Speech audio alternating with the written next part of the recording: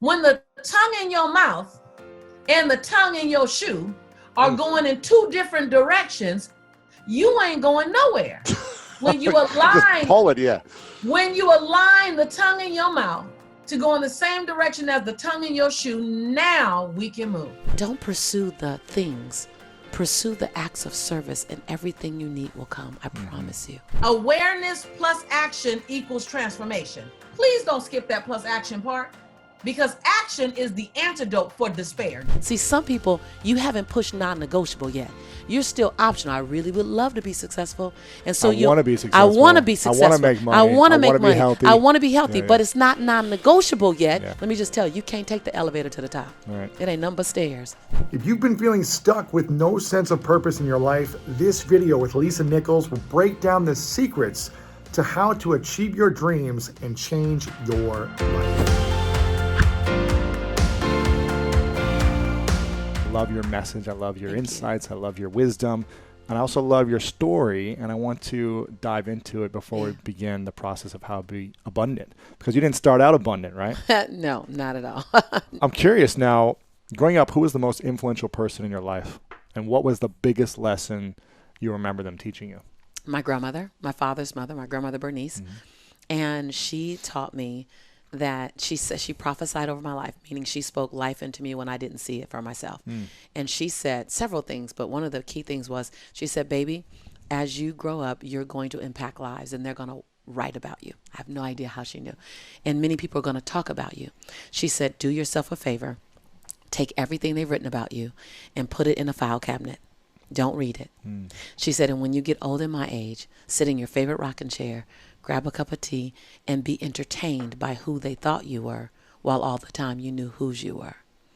And she just instilled this sense of humility, like you are a servant leader, and I don't care what they call you, expert, guru, master, you are a servant leader. You remember that, because they'll say a lot of things. And so she has been my anchor. You know, she's long since deceased, but she's been my anchor. And that was just one of the most powerful things. And then she also said, baby, you can get all the knowledge in the world. She said, but only time will give you the wisdom that I have. Wow. I was like, whoa. I was like, I think she just grandma checked me, you know? And so I still to this day, with all the knowledge that I've acquired from great books like yours and great books like Stephen Covey's and great books like from Phil Jackson, 11 Rings, and Howard Schultz, Onward, you know, all these great pieces of work, I still sit at the feet of seniors. I still sit, my spiritual mentor, I sit at her feet once a quarter. I sit at people's feet when they're 20 years older than me or more, because they have something I don't have, which is wisdom, time. Yeah. So she anchored me in two things, which both leave me in humility. Wow. Okay. What's the wisdom you have from all your time so far? Don't count the number of times you've been knocked down. Get attached to the number of times you get up. All right. Like, I'm going to get these truth bombs all day. Right. Boom, boom, boom, boom. I love it. I'm curious now, because you didn't start out, you know, with a lot of money and with a lot of abundance mindset, did you? Right. It wasn't just not a lot of money. You know, it's one thing to be fiscally broke. It's another thing to be emotionally broken. Two very different things. Right. And I was broke and broken. And in 1994, I had to go get on government's assistance just to feed my newborn baby. I had to get on WIC, Women, Infant, and Children. And I still say it, and you know, I say it often. I was interviewed 155 times in 5 months for my previous book, No Matter What. And it still hits me in the same place. I was ashamed to stand in line with all the other mothers, some fathers, to get free butter, free cheese, free milk, free pasta. But at the same time, I was grateful that there was such a service to help people like me, that I knew this wasn't where I was going to stay. Right. But it was where I was in that moment. I wasn't committed to take up real estate there, but it was my current address, and broken. It kind of hit I felt like I hit the bottom. Sometimes you feel your back on the bottom, like, I think that's the bottom, right? And then there's always a deeper. Yeah, right. So when I was getting food stamps, I thought I was at the bottom. And then you went deeper. Boom, right. I went to the ATM. I ran out of Pampers for my son Jelani, and I went to the ATM to get money to go buy Pampers, and it said insufficient funds, and I had $11.42 in the bank. What's the minimum? You can take out $20 from an ATM? Exactly. You need like 20 in to get 20 out. Wow. And I had $11.42. And so I went home and I had to wrap my son Jelani for 2 days in a series of different towels. That was my rock bottom. And that was because as a parent, all you want to do is provide.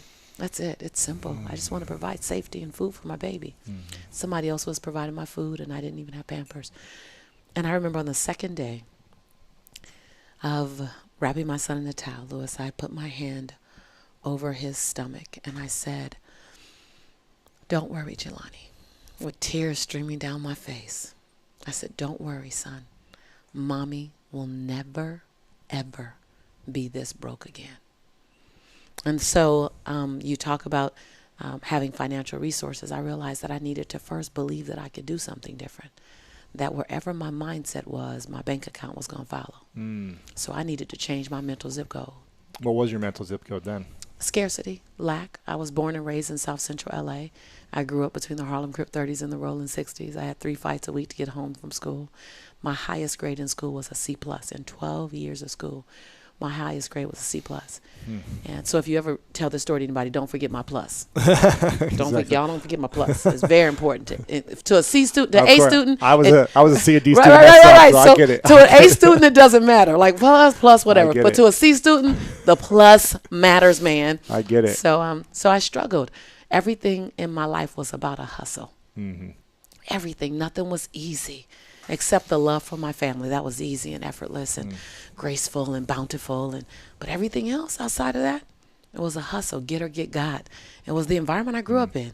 And I'm not saying that you have to grow up in that rough environment to have an amazing future. People always say, well, Lisa, I didn't have it rough. Could I have a... Listen, I would have traded my background in for anybody. Right. Don't think I chose that so I can have this. And so I didn't know abundance. I didn't know abundance existed. I didn't know abundance could happen to people who look like me. A woman...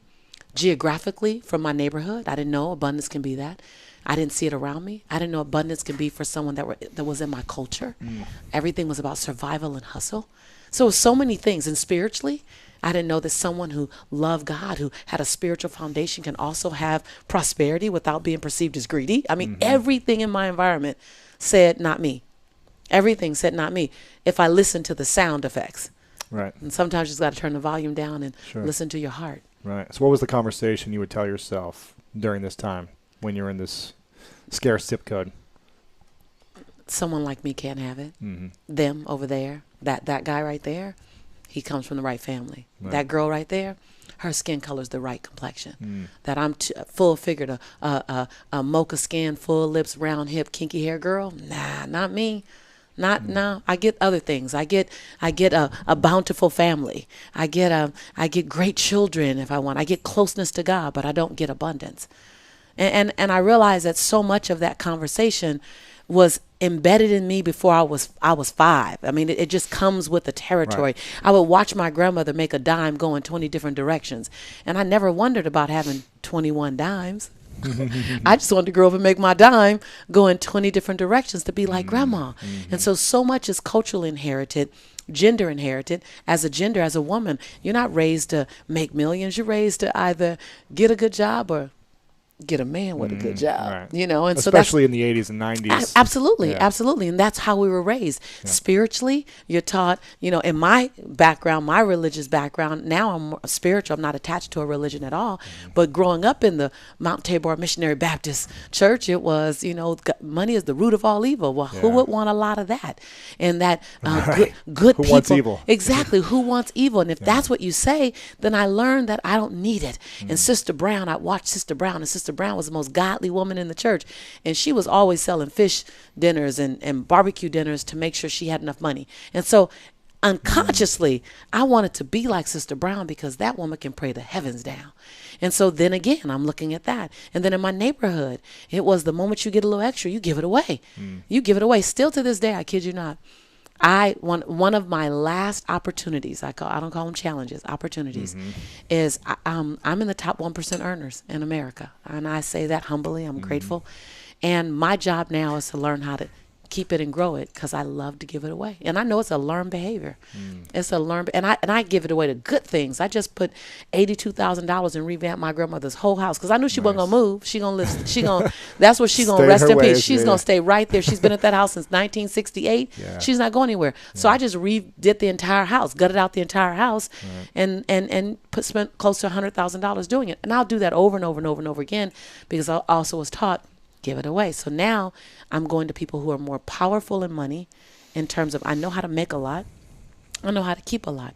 Now I learn how to grow a lot. Yeah, you know, and being willing and being humble enough to say that's where I am. Yeah. I got the first two down, because money has 3 levels. How do you earn it? How do you keep it? And how do you grow it? Yeah. And so, you know, I had a conversation for a long time in many different ways. And then it's the conversation as a woman, if I make so much, it's going to be hard to be dateable. That big D word, you know. And so as an African American, unapproachable now. Exactly. And men are taught, as I'm taught as a woman about money, you're taught as a man, be the provider.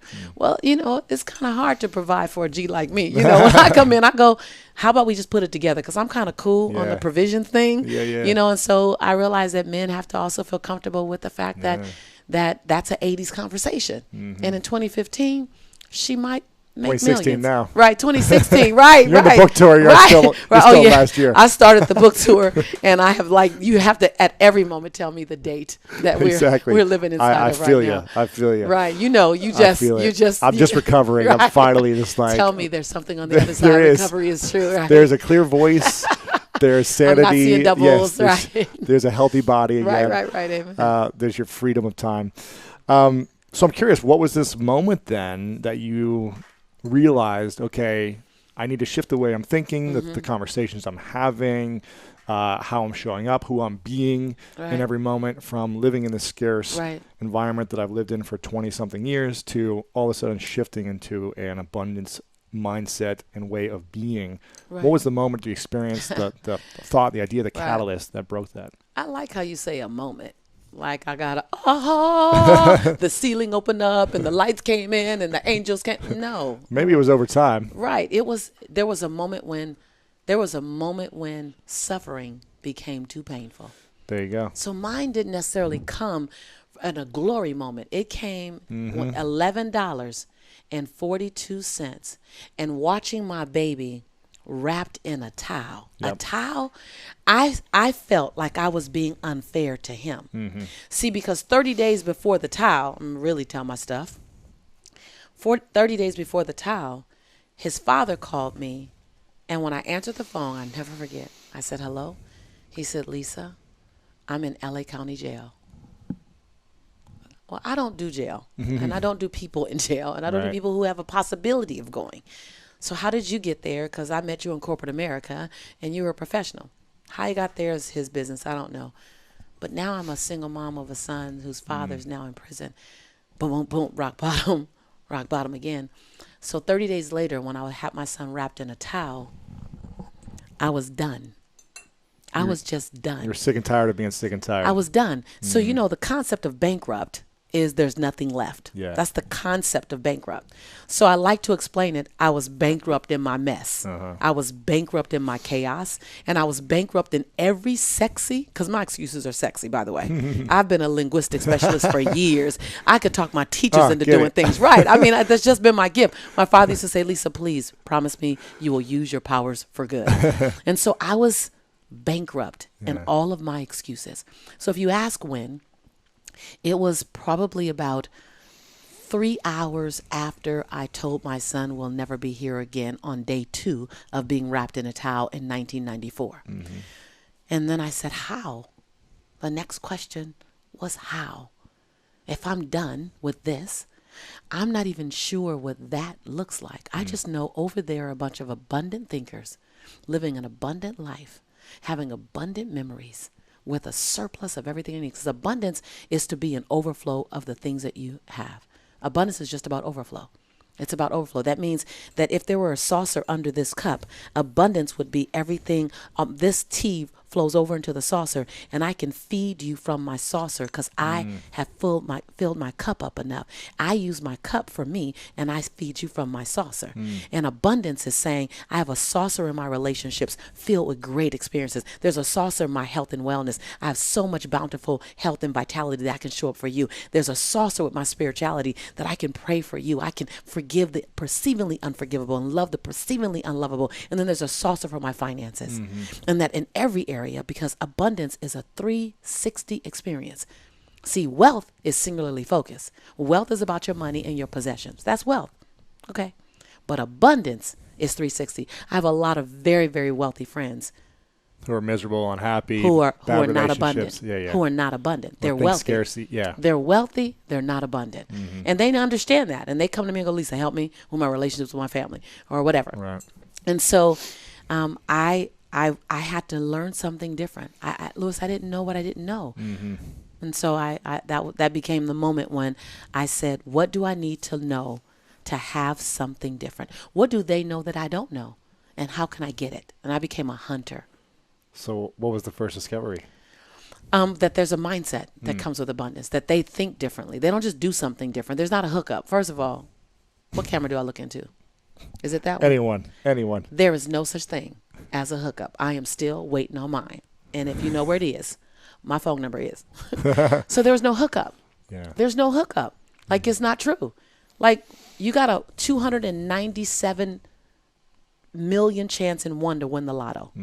And within 5 years, the people who win the lotto are in more debt than they were before they won the lotto. So that ain't even a hookup, right? Yeah. And so I realized that I needed to change my mindset. I needed to learn something different.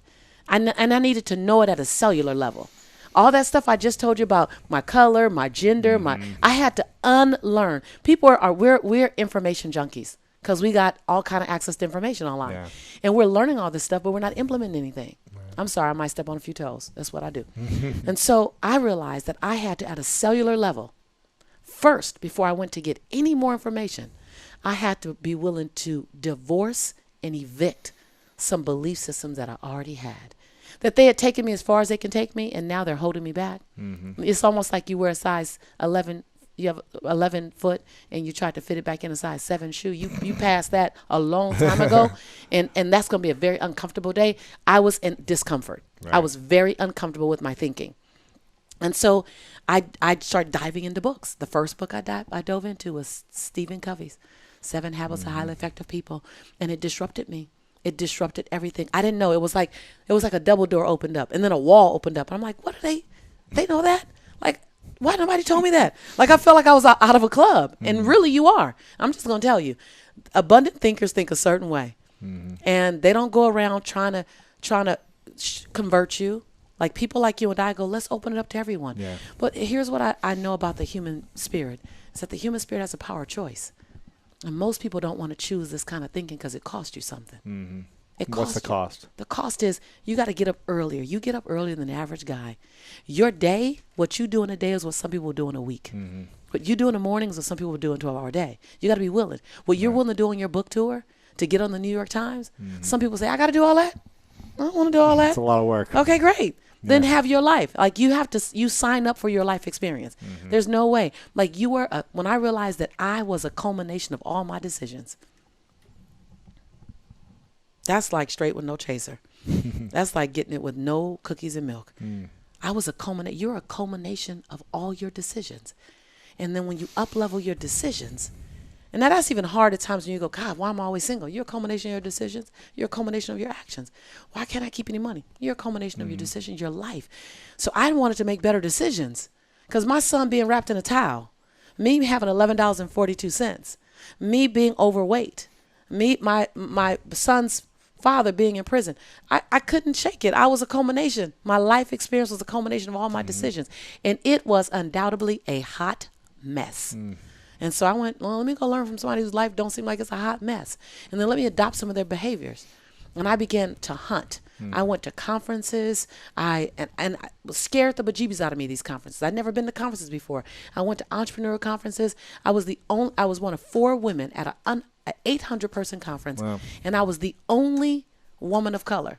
So it was all older white men and me. And I was like, okay, well, they're not afraid of money, seems like. They're talking money and business and corporations and ROIs and PPMs and term agreements and no habla español. I don't know what that means, but I am not leaving until I figure this out. Right. And I went to the same conference. When I say do what other people won't do, and you'll have what other people don't have, I went to the same conference, Louis, 42 times.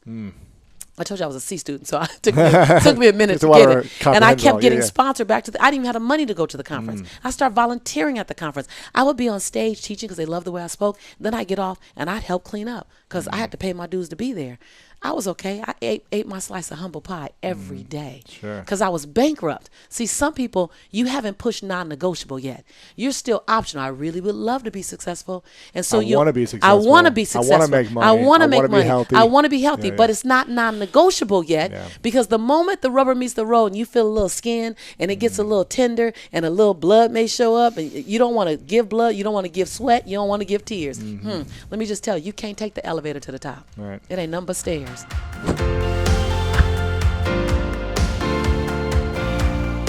I'm curious, you talked about self-care in a recent tweet, the importance of self-care.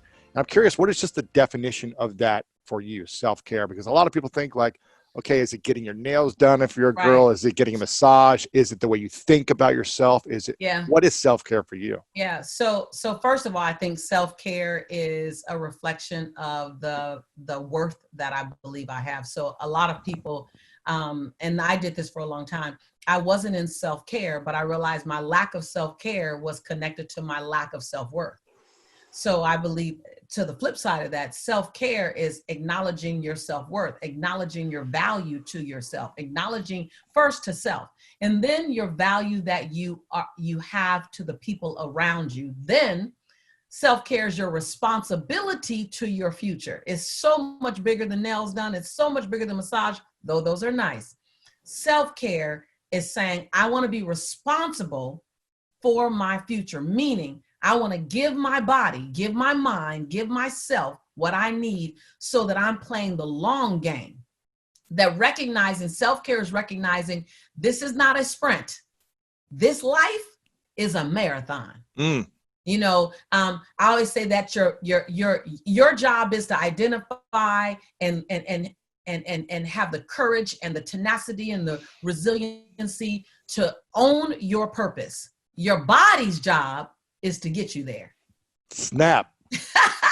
That right there. So what I'm hearing you say, it's your body's job to have the energy, the clarity, the focus to sustain the marathon of life so that your purpose can be fulfilled and bring it to life. Like you have a responsibility to your body and your health and wellness. If you believe your purpose is important or you're still discovering it, you want that dash between your birthday and your transition day to mean something, take care of your body.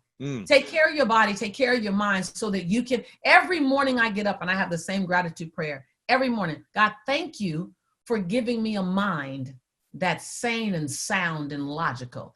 Thank you for giving me a body that follows my command. That right there. And if you don't think about it, you're like, what has to try telling your hand to move and it doesn't move. Try wanting to run to a goal and you can't do it. And so every day, not one day goes by, I'm grateful and I share my gratitude for my mind, thinking logical thoughts, being able to rationalize, and my body following my command. Your body is your instrument. It's your tool. It's the first person, the general in your army. What happens when we live in a state of irrational thoughts or overly emotional thoughts, especially, you know, there's a lot of people during this time that are freaking out from the pandemic and coming from an illogical, irrational place with the social justice movement that are coming from, whether it's justified or not, it's not what I'm saying, but coming from an emotional charged energy. What are we saying to ourselves when we come from an emotional or irrational state of mind with our actions? Well, first, it's important to understand that forward-moving individuals, leaders, abundant thinkers, change agents. When you think of the Nelson Mandelas and the Dr. Martin Luther Kings and the Cesar Chavez and the Mahatma Gandhis and the Mother Teresas, and you think about the Michelle Obamas, you think about those people, the Barack Obamas, you think about those people, they recognize that that emotion and logic cannot coexist and make a logical decision. That logic must lead, emotion and longing has to follow. So you make your decisions from logic and information and fact, not longing and emotion. You allow longing and emotion to fuel a logical decision. Does that make sense?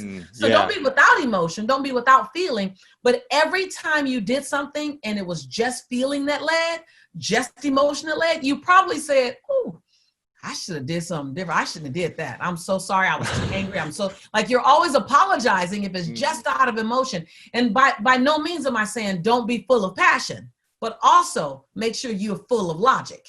Like, so don't just be this. I'm outraged by this thing, whether it be a relationship or not social enough. justice or whatever. It's not enough. This isn't fair, and just getting out there and chanting your feelings. That's not enough. Actually, enough. It's not enough in any form, whether it's social justice, whether it's a relationship, whether it's, a business or service. It's not enough. When you have logic in fact, logic in fact included gives you more of a chance to have longevity and impact. And so, I know people recently have wanted me to be more emotional sooner than what they saw. And I found myself saying on social media very boldly, I choose my path. I found my stillness. I went into a place of stillness and some of the social injustice. I went to stillness first so that I can think about my movements. Because again, a leader, a gladiator, a change agent, a change maker, all the things that I consider myself to be, or I aspire to be at the next level. I want my dash to mean something. You are not only responsible for your words and your actions, you're also responsible for your reactions. Now that's game changing. And so to those individuals who are driven by emotion, I say absolutely allow emotion to be the gas in your car, but make sure logic and information are at the steering wheel. Ooh, if you're emotional at the steering wheel, you're about to crash somewhere. Exactly, something. You're not making the best decisions while you're inside of traffic going 100 miles per hour. You can't. Did you feel a sense of, what I'm hearing you say is that maybe you weren't posting or talking about your feelings of of Black Lives Matter or the social injustice that was happening quick enough, and that some of your audience was pushing you to say, where's your stance, or why aren't you speaking up more? Is that what I'm hearing you say? Right. Well, I responded immediately, but I said I responded. When I responded, I said, I'm praying. I'm praying for George Floyd's family. I'm praying for his children. I'm praying for his the community. I'm praying for every mother of every child, every Black male child slain, every Black male daughter slain. I'm praying for them. And I got some backlash, not a lot, but some backlash saying, why are you just praying? We've been praying for so long. And so people were angry that I wasn't passionate enough. I wasn't publicly passionate enough. I was passionate. Right. I'm a Black woman. I was all day angry. I was hurt. I was disappointed. Yeah. My grandmother's 91 years old. Why is she still seeing this? Why are we still here? I had every emotion everyone else had. But because I need to be responsible for my thoughts, my actions, and my reactions, because I'm going to have a few million come with me, I wanted to make sure that I was doing something that was going to be long-led. But before all of that, Lewis, one of the reasons why I couldn't talk was because my son, 25-year-old, 6'2", 220 pounds, was driving 20 hours across the country from California to Seattle during the initial part of a lot of the protests. And so my baby's on the road in a car behind the wheel, huge African-American male. So I couldn't even talk until he told me he got there safely, and that took a few days. And so I was a mother. So I was blown away with how scared I was. I couldn't sleep. Wow. I couldn't think straight. I was calling him at 3 a.m. because he would tell me, Mom, we're going to get to the hotel, the next hotel about 2 a.m. or 1 a.m. So I'm up, I'm on the phone, like, are you there yet? Are you there yet? And so I got some backlash. I got more support than anything, but I realized that, and in moments like this, Lewis, where the woman sometimes wants to just speak out, I have to stop and go, hold on. Is that going to do with the highest good for everyone? And I'm not saying watering down my conversation. I have no desire on any level to water down my belief system, to water down my opinions, but I do have the desire to make the strongest impact. And so, you know, what you do sometimes isn't popular, but I never started doing transformational work or to be a transformational agent to be popular. If I am any form of celebrity, if I am, it's a byproduct of doing hopefully good work in the world. Yeah. But I'm not doing things to be popular. I'm doing things to be impactful. Ooh, that's good. Hey, it's Lewis here, and I would love to connect directly with you. Text me the word YouTube to my number 614-350-3960 to receive weekly inspirational messages from me. And for anyone listening who's maybe they're starting out, or maybe they're growing an audience of, of some size, whether it's 10,000 followers to 100,000 to millions, what do you say to them about, because at some point they're going to get pressure, feedback about something that people don't like about them. What advice do you have for people who are leaders or want to be leaders, and with that type of leadership comes some type of following or fanship? What advice do you give to them for not allowing the pressure of your audience to dictate your decisions or make you feel bad about who you are? Well, I'm going to tell you what my grandmother told me. And she starts every statement with baby. Baby, other people's opinion of you ain't none of your business. Mm-hmm. So, and that doesn't mean you don't care, but it means you got one job. Do you? But you need to find out, what does that look like and feel like on you. You are a unique, unrepeatable miracle. That's what you are. Unique, unrepeatable. And the moment you try to carbon copy somebody else, you're going to be a failure of yourself. And so find out who you are, what's your belief system. Speak to inspire, not to impress. Oh, like all day long. It's like, speak to inspire and speak to disrupt for forward movement, forward-moving conversations, disrupt for forward-moving mindset. Be willing to be unpopular at the cost, at the possibility that someone's going to grow on the other side of it. See, my grandmother also says, and many people have heard me say this, your conviction and your convenience don't live on the same block. ooh. I was just talking to a beautiful group of coaches, all white, all looked like they were probably over 40, right? And this one gentleman said something beautiful to me. He said, Lisa, he said, I want to talk to Black people as a white man because I'm afraid of finding out that the white people that have been in my life, all my life, might be racist. He said, I don't know what I'll do if I find that out. So I find myself wanting to talk to Black people so that I don't find that out. I said, here is that moment when your conviction and your convenience don't live on the same block. You have to be willing to be inconvenienced with new information in order to have an impact on the future. When you live like that, all of a sudden, your mind is at the highest level of consciousness. Doesn't mean you're the smartest. Doesn't mean you know everything. Let me be super clear. But it does mean you're always reaching for the highest level of service. That might come with some bumps. Ooh. That might come with some bruises. As my doctor said when I broke my right ankle, Lewis, in 3 places, he said, Miss Nichols, this will get better and you will be stronger. However, it's going to hurt first because I have to re-break your leg. Oh, I got to re-break your leg in order to fix your leg. And so I always pull back to that experience because in order for me to get to a healed leg, I had to break it first, meaning I had to walk through some pain. So if you are leading a group of 10, 10,000, 20,000, 10 million, be willing to lead even when you're not popular. Leaders lead even when it's uncomfortable to lead. You don't choose convenient leadership, you choose leadership. You don't choose leadership that won't cost you anything, you choose leadership. And if you don't want it to cost you anything, then sit down and don't lead. Be a follower. Because it's always the path is already made. There's nothing wrong with that, by the way. There's no judgment on a follower. But if you choose this path, I'm a unicorn, I'm a gladiator, I'm a change agent, I'm here to disrupt. I want to make this world a better place between my birthday and my transition day. Okay, then be willing. Someone's always going to have this little thing right here online. It's down always. This little thing right here, don't worry about it. Don't worry about it. Your job is to wake up, look in the mirror, and say, today I am enough. I'm smart enough. I'm bright enough. I'm chocolate enough. I'm mocha enough. I'm cream enough. My hair is curly enough. My hair is straight enough. I woke up enough.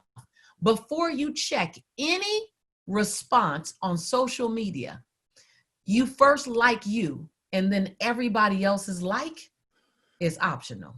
It's bonus. The first like and the only like, and I'm not saying disregard other people, but I am saying you are whole and complete. And everything you touch, you have to touch it from a whole and complete, even what you don't know, even in your ignorance about something. Right now, I'm educating more of my white brothers and sisters about having conversations across color lines. How do you want to do that? What are some things to say that can keep you in that safety net of connection? And that's what I should be used for. And that's what everyone's asking of me. Give us some insight. And in that, you're whole and complete in your ignorance about that conversation. That doesn't measure your wholeness. Right. And to follow up with that follower leadership point, I guess in some ways throughout our entire life, we're all following something or collaborating with and following someone else's opinion or advice or teamwork. And we're all leading other people at different stages of our life as well, whether it's one person or millions of people. So we're always got to learn.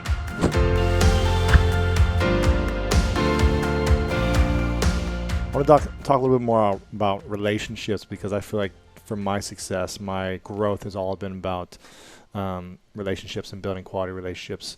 In the process, I've lost, I would say, a lot of friends from college to after college. It's like a lot of people don't understand it. They don't get it. Right. And when you try to connect with them and educate or just lift them up and say, hey, this is possible for you Rescue too. It's 911. It's almost scary for them. And a lot of judgment happens, a lot of negative talk behind your back, jealousy, things like that. Have you lost a lot of relationships over the years, from family to friends? And how do you handle a situation when someone that you're very close with no longer wants to grow, wants to learn, wants to be in this abundance mindset? What do you do in that situation? Do you just cut them out? Do you add new people to your life? How does that work? So, because I know you have great relationships and you're constantly connecting with people. I do, and I nurture them. Yeah. And there's probably just a few years between us. Just a few. But they've taught me something. Yeah. And I'm happy you asked that question, because I've been looking at that lately. And so there are three types of, I talk about this, I deep dive this in the book. There are three types of relationships. There are life-giving relationships. Now I'm going to speak to friendships and I'm going to speak to romance. May I? Sure, of course. Because what we talk most about are relationships. What many people think most about is money. Those are the two anchors that just kind of consume a lot of energy. Yeah. Right? There are three types of relationships.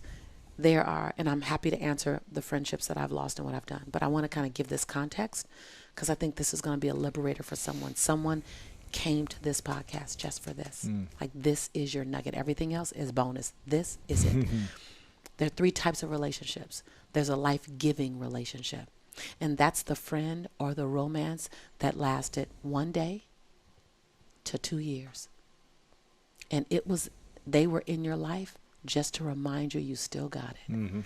That you were, and you know that friend you made, and it was like, fire, for like 6 months, and then they're gone. Yeah. And because you can't even sustain it.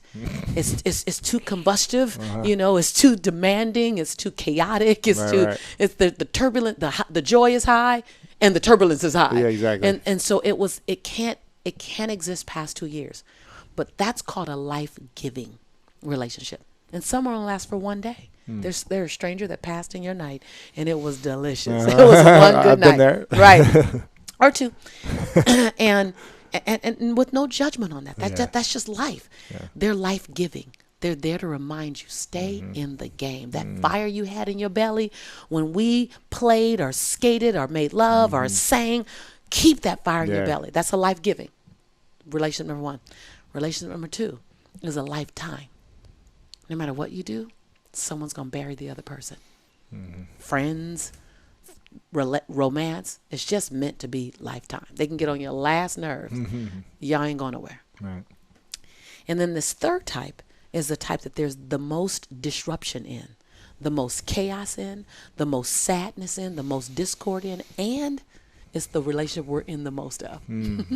It's 80% of our relationships are in this category, and probably about 99% of our chaos and discord is in this category. And that's called a purposeful, I hope y'all writing this down by now.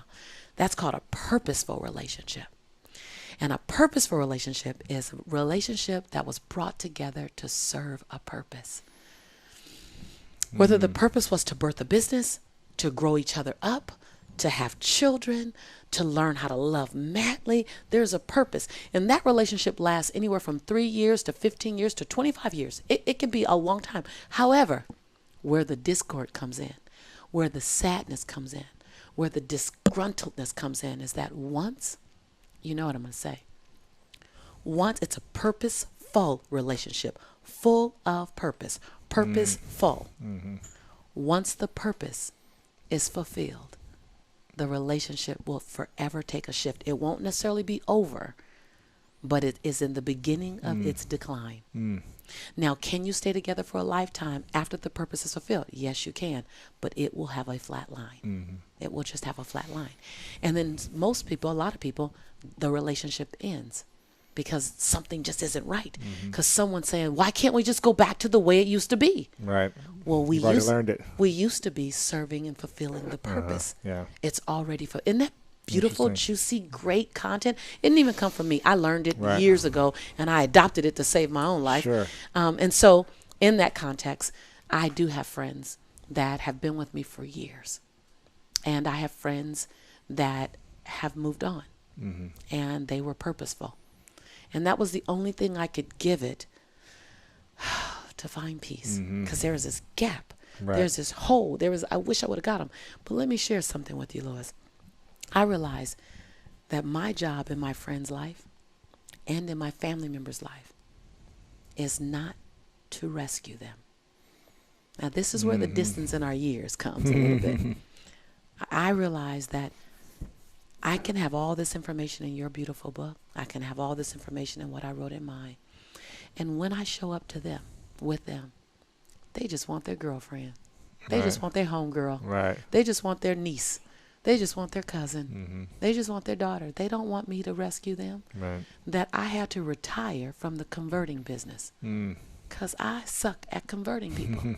They are going to be who they want to be. And this, to no disrespect to them, but no one drugged me to this place of awareness. Right. So who am I to drag them? And I know we get excited because we see the light. And the reality is all your job, all my job, all your job is to be the light. Not try to pour it on people, but to be the light so that we get to serve them again from our saucer. Yeah. And they pick up on it. Last night I had a book signing. But they've got to want it. And when they're And ready, own it. in their time. Last night I had a book signing. And I don't know if my family's going to be watching this. But if they are, I'm grateful. More people from my family showed up to my book signing last night than any other event in the history of my business. I've been doing this for 21 years. Wow. Any other. I've been inviting them. Why now? I don't know. I didn't ask them. Wow. I was just grateful. Yeah. I didn't even ask. And then today I got a text from my cousin who I grew up with, 6 months difference, my ride or die. She's the one I got in trouble all the time with, right? Ride or die. Never interested in coming to my work. And it would kill me to see her life. Kill me to see her suffering. Kill me to see her struggle. Kill me to see her not happy. And today she sent me a text and she said, I'm going to read your book because I'm ready for a change. I read it like 3 times, and then I texted her back. My friend? My cousin. My cousin. My first cousin. Wow. And I texted her back. I said, nothing would make me more happy to support you in your journey. Wow. Let me know what I could do. That's awesome. When you're ready. When you're ready. Yeah. And so I stopped trying to convert my friends because I was driving our friendships away. It was a hard lesson learned. And then I started thinking my work was so big and so meaningful that they would understand if I didn't have time.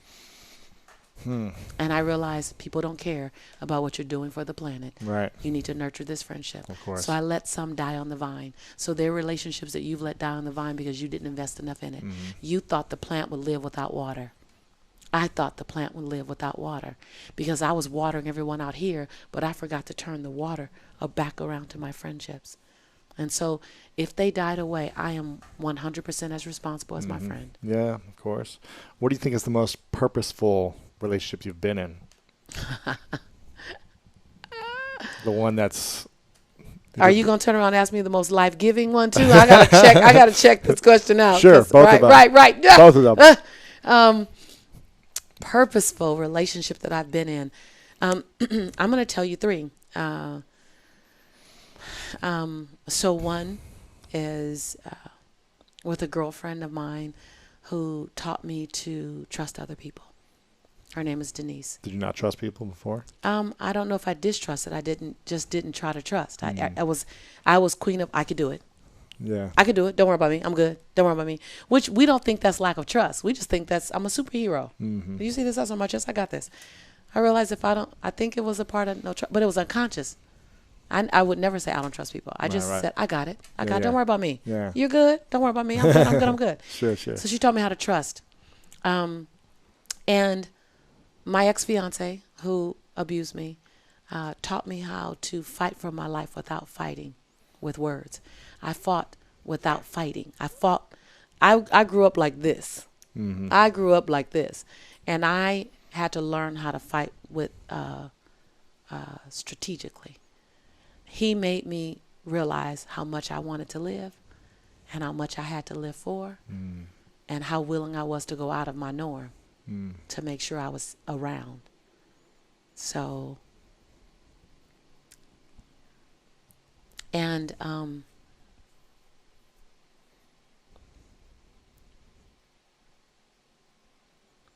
my son doesn't fit in purposeful because he's a lifetime.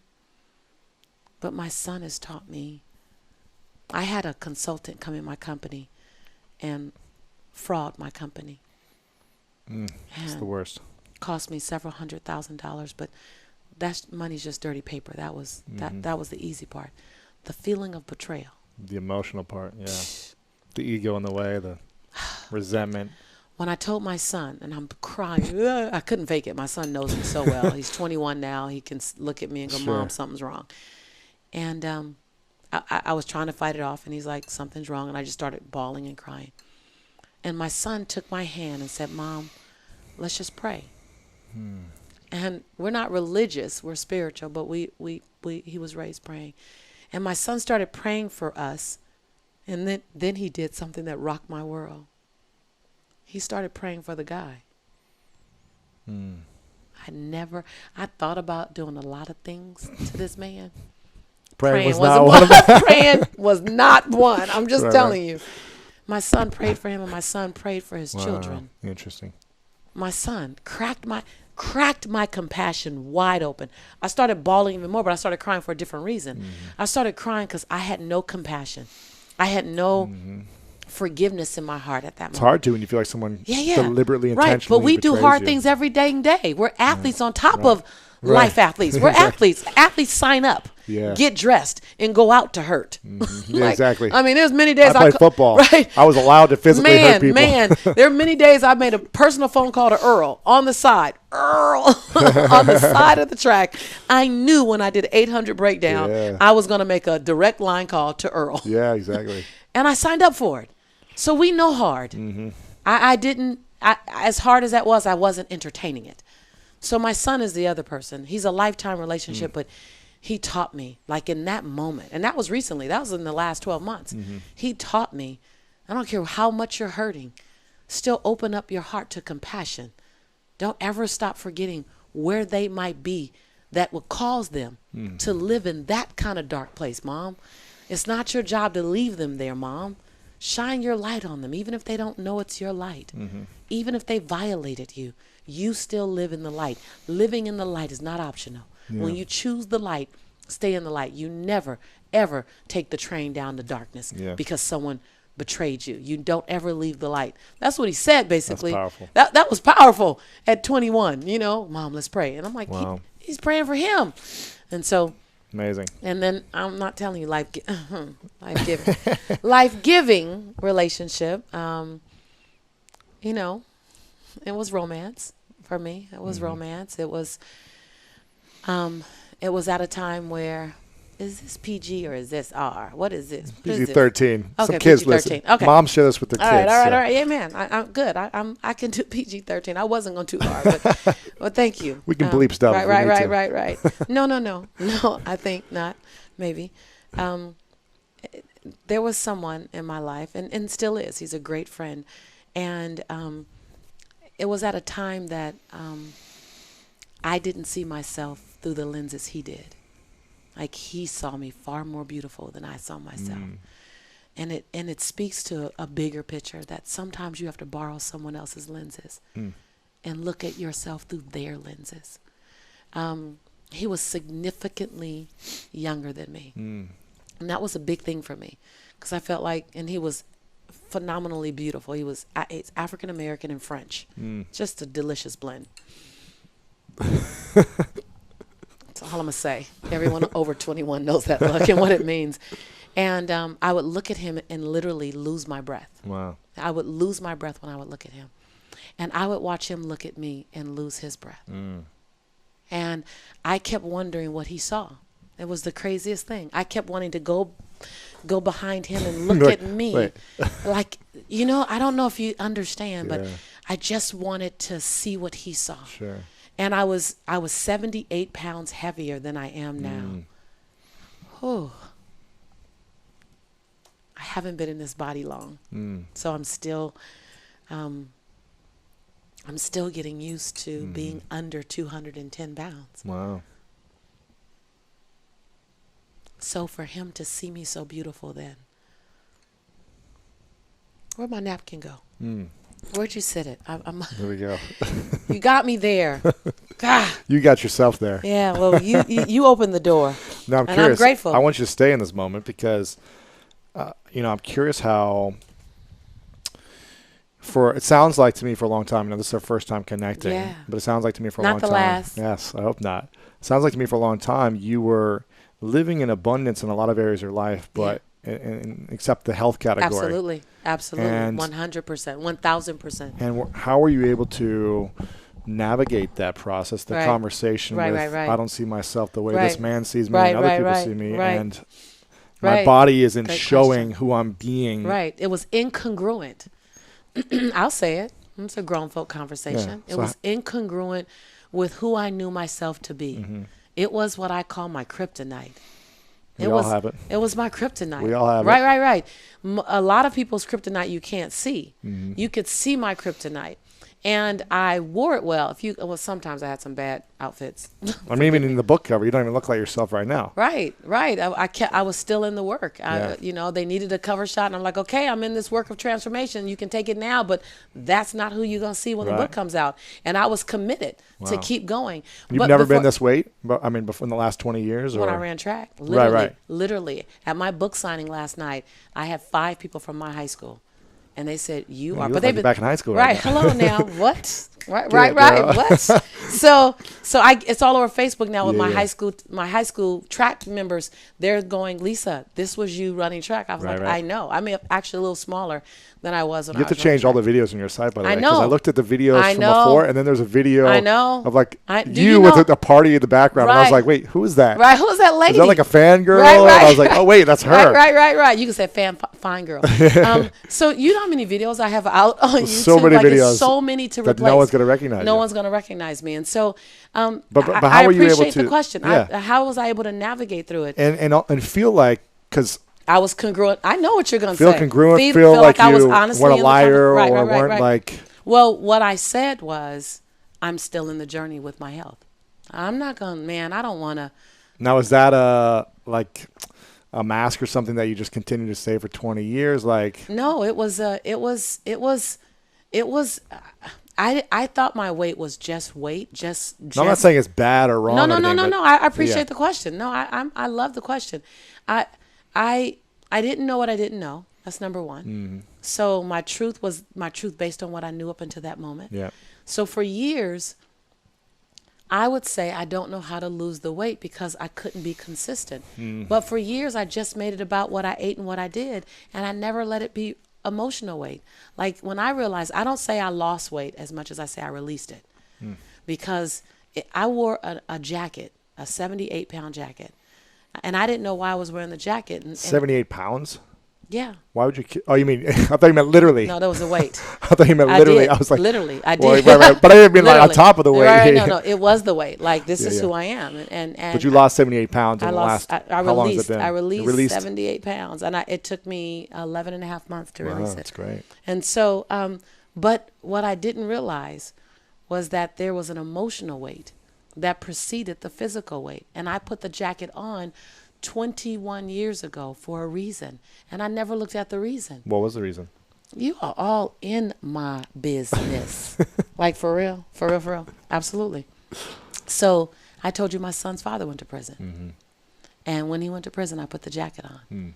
I never acknowledged that I was wildly, madly in love with him, and that I saw myself with him for a lifetime. And so I put a jacket on almost immediately after he went in. I didn't put all 78 on immediately, Right. but it slowly came on because I actually didn't want to be attractive to anyone else.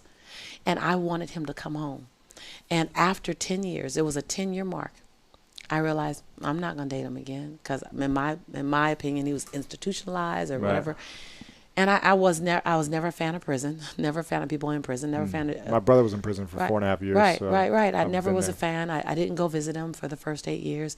I only went to visit him when my son said, "Mom, I want to touch my dad." Wow. Now, I let him talk to his son every single week, every week. I was all about fostering the connection. And I realized that I unconsciously was trying to hold myself and stay unavailable, Protect yourself. Yeah. protect myself until he came home. And on December 12th of 2014, I called him after leaving the Steve Harvey show. And on the Steve Harvey show, I was supposed to coach a woman on relationships, which I got. I could do that. Relationships, money. Got it. Got it. At the last minute, she didn't show up, or she canceled. And the woman to replace her, they asked me to coach her on weight loss. Ooh, zing. And to drive home the point that you opened with, I sat in the green room, keenly aware that I wasn't qualified to coach her. I would be incongruent if I did. So in the green room, I'm having a slight meltdown. Not good for the... Couple million people are going to watch me be incongruent. Well, not good for the expert coach to have Right. a meltdown, right? Exactly. And I wasn't willing to be incongruent. I wasn't willing. I never opened up health and wellness as a deep dive conversation. I never. I said there are 4 quadrants of your life that you need to master. I talked about all 4, and I said in the 4th quadrant, I'm in that. I'm living that. I'm working through that now. The health quadrant. The health quadrant. So here we are. I have to only focus on this quadrant. And so I committed to her that I would take the journey with her. Ooh, interesting. I put myself out there. I bust myself out. Wow. I exposed myself. I said, I can't coach you. Talk about accountability. I said, and Steve Harvey's sitting there looking at me like this. Are you sure what you're about Like, to take on? she's over there, and he's looking at me like, what are you doing? Yeah. And I said, I can't coach you. I'm over 200 pounds. I don't qualify to coach you. But what I do qualify to do is walk with you. And I said, so let's do it together. Wow. Every Sunday, I'll meet you on the phone. I said, and how about we come back here in 5 months? And I commit in 5 months, I'll be 45 pounds lighter. Wow, that's a ballsy commitment. I figured, play bigger, go home. Of course. And so I did that. And I went home and I sat still and I said, what do I do? And I started sitting on, why did you put the jacket on? And I tracked it back. Oh my God. Because before then, I was an athlete, 13 years. Yeah. I did track. I swam competition. I was a state champion and city champion in freestyle and swimming. I did water ballet for 5 years. And so why did I put the jacket on? I looked at it. And so it was because of him and because of my emotions around him. So I called him. And we talked for an hour and a half. And I told him everything. I told him how much I loved him, that I waited on him. I told him that I released him at 10 years, but I didn't know how to release the weight. And that I've been waiting. You know, I just said everything. He cried. I cried. We cried. I sat with my son. I told my son. I cried. He cried. We cried. And then I was okay to take my jacket off. And then people asked, what did you do? Then I did everything I've been hearing for the last 20 damn years to do. I just did it. You ate better, you worked out. Right. I was consistent. Yeah. I ate smaller meals. Yeah. I didn't work out for an hour a day. I didn't do that because an hour a day would cost me 2 hours a day in time. And 2 hours a day would cost me around about $40,000 in money. And time was my highest commodity. Right. And so I consistently agreed to work out 15 minutes a day. And because 15 minutes I can do, and every win built on the next win. Yeah. Every day I completed my goal, which built momentum. Yeah. I did it. It was just 15 minutes, but I did it. So I was consistent. The length of time wasn't my big deal. It was the consistency. Traveling on planes. Yeah. I was on the road 321 days. Oh my goodness. The same year I lost the weight. Wow. The same year I lost the weight. It's not easy to lose weight while you're traveling. No. Eating all the junk food. No. And so I ate smaller meals. I made my meals in the morning while I was at home. I stayed home for 90 days. I didn't travel, wouldn't travel for 90 days to jumpstart my weight loss because I had to get off 45 pounds before In 5 months. In 5 months. And so I was radical. I made all my meals, small meals, and I set them aside. I looked like all the little athletes like you. All the athletes making meals, and then I worked out. I slept in my sweats sometimes. I took a shower and got in my sweats so I can get out of bed. That's the old track and work days. out. That's the track old high days. school, college workout days. That's go hard or go 5 home. a.m. wake up to the gym. Right. I can't even think about getting dressed. I'm going to wake up dressed. Yeah. And then I didn't use any weights, and I didn't go to the gym. I used my body weight. I used my cardio. You had enough of it at the Right. time. I had enough of it. I jumping jacks, and all lunges you need. and crunches. I just said everything I have. I just believed what every trainer said. Everything you have is right here. Yeah. So that when I did start traveling, I was okay. Yeah. I conditioned myself. You have the tools to use in your hotel room or whatever on Anywhere the I am. bus or whatever. Oh, listen, let me tell you, I got radical. I was lunging through the airport. Sure, yeah. I don't care if people see me. You can call me crazy. 15 minutes, you got to get it You in. can call me crazy. I don't care if you call me crazy. Yeah. Do you understand? I'm fighting for my life now. Yeah. And so I went back to Steve Harvey in 5 months, and I wasn't 45 pounds lighter. I was 57 pounds lighter. There you go. And she was 56 pounds lighter. Wow. And then it became a big conversation. Like thousands and thousands of women began to follow me. Interesting. And so I publicized my workouts. I wasn't trying to be a workout guru. I'm not that. People still tell me, let's do a program. I'm not the teacher. I'm the student. Yeah. I'm clear. Y'all go follow that Maybe in person. 10 years after Right, you've right. mastered it. Then I don't even need to do it. Yeah. I just need, I'm the student. Watch me as a student. Yeah. I got ugly workout pictures of me online still on Facebook. I got, early morning, crazy shots. And then people want to do shows with me, television shows with me. I don't want to make any money off of it. Yeah. This was for my liberation. Yeah. This is so I can tackle all 4 quadrants. Do you know how powerful I feel today? Very. Do you know? Right. I'm You show up completely powerful. in a line. Thank you. Amen. And hopefully humble and grateful. Of course. But now game on. Yeah. Game freaking on now. Now game freaking on. Now I'm going, man, I built a multi-million-dollar business, wrote 7 bestsellers, traveled the world, all of that carrying over 210 pounds. All of it. Almost as big as me. All of it, right. Now, what do I do? Now, watch out. And what is the price you had to pay to get to a place of removing the Band-Aid and shedding the weight and shedding the psychological, pains that you were holding on to that held you back from the next level? So if anyone can relate to me on this one, I just want you, whenever you see this, I just want you to blow up the chat box, blow up any way you can reach out to us. I realize, and if this is you, just let me know that I'm not by myself. And we like to use on my campus Yana, Y-A-N-A, meaning you are not alone. So y'all just Yana me. Just let me know. I'd already made millions when I lost the weight. I had already been on Oprah, Larry King, Steve Harvey. I'd already been on all that. I'd already been international for years.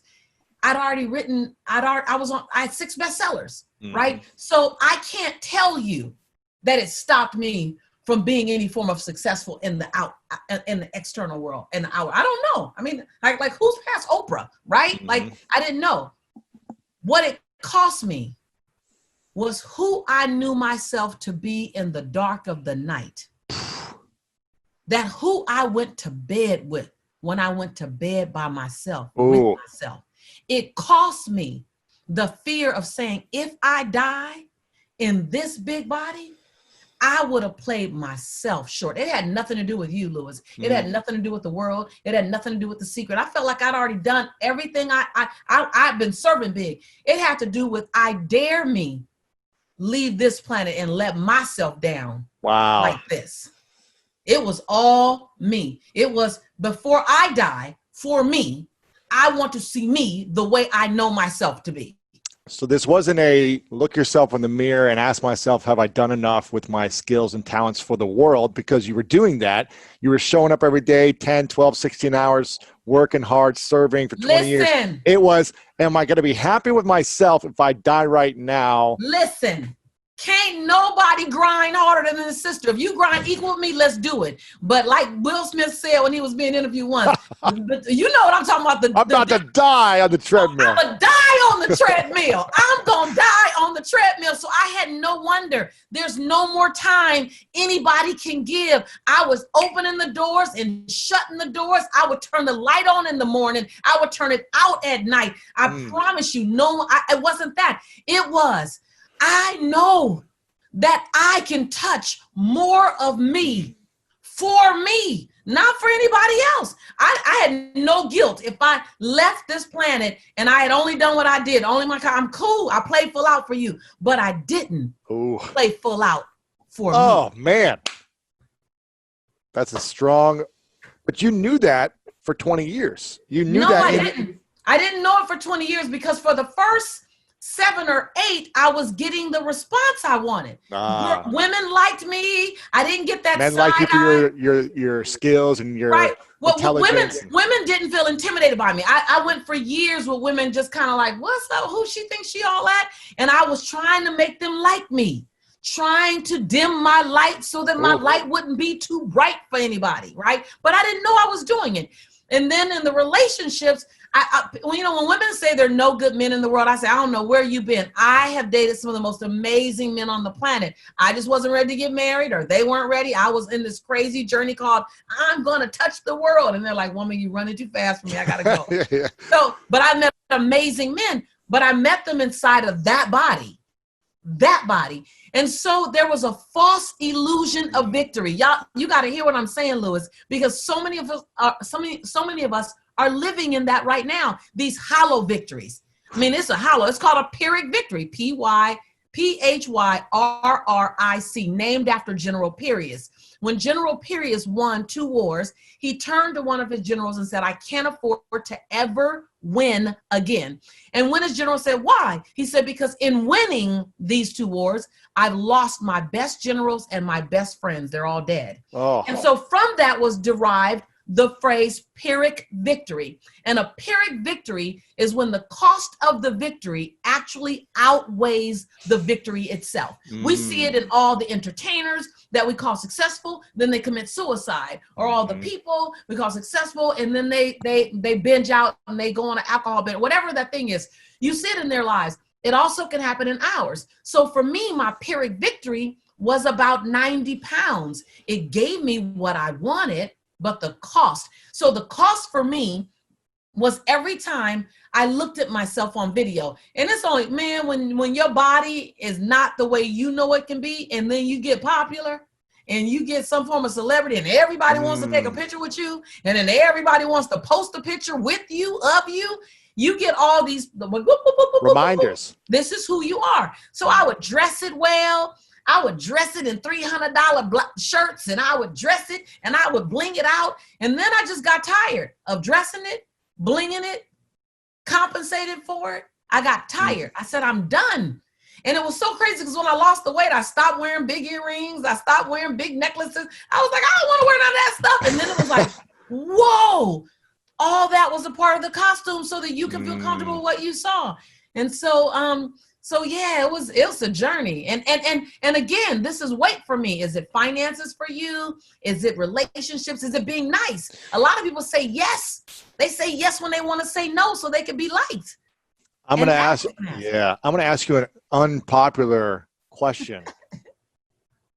Go for it. The self-love movement of loving yourself as who you are in this moment and accepting yourself for who you are. I truly believe that we need to accept ourselves. We need to accept our past, what we've been through. We can't hold on to pain forever, and we can't hold on to the baggage of the past, and we've got to accept where we are. But I'm always trying to improve where I'm at. And if I'm not fully happy with something, take a look in the mirror and ask myself, okay, what are the sacrifices, the prices I need to pay right now to see those improvements? It's going to take time and energy. You got to give something else up to get what I want. What are your thoughts on the self-love movement of, you know what, it doesn't matter if you're this or that, if you're broke or if you're 100 pounds overweight or if you're sick, you know, just love yourself and it's all good. What are your thoughts on kind of that vibe? So I have a very clear opinion on it. I could not take Lisa to her next level of greatness in her body until I learned to just accept. I could not hate my body the way it was and then do good for my body. So you can't hate yourself and then do the work. No. So I do align with it. However, hold on, wait for it. Right. So number one, self-love is the soil.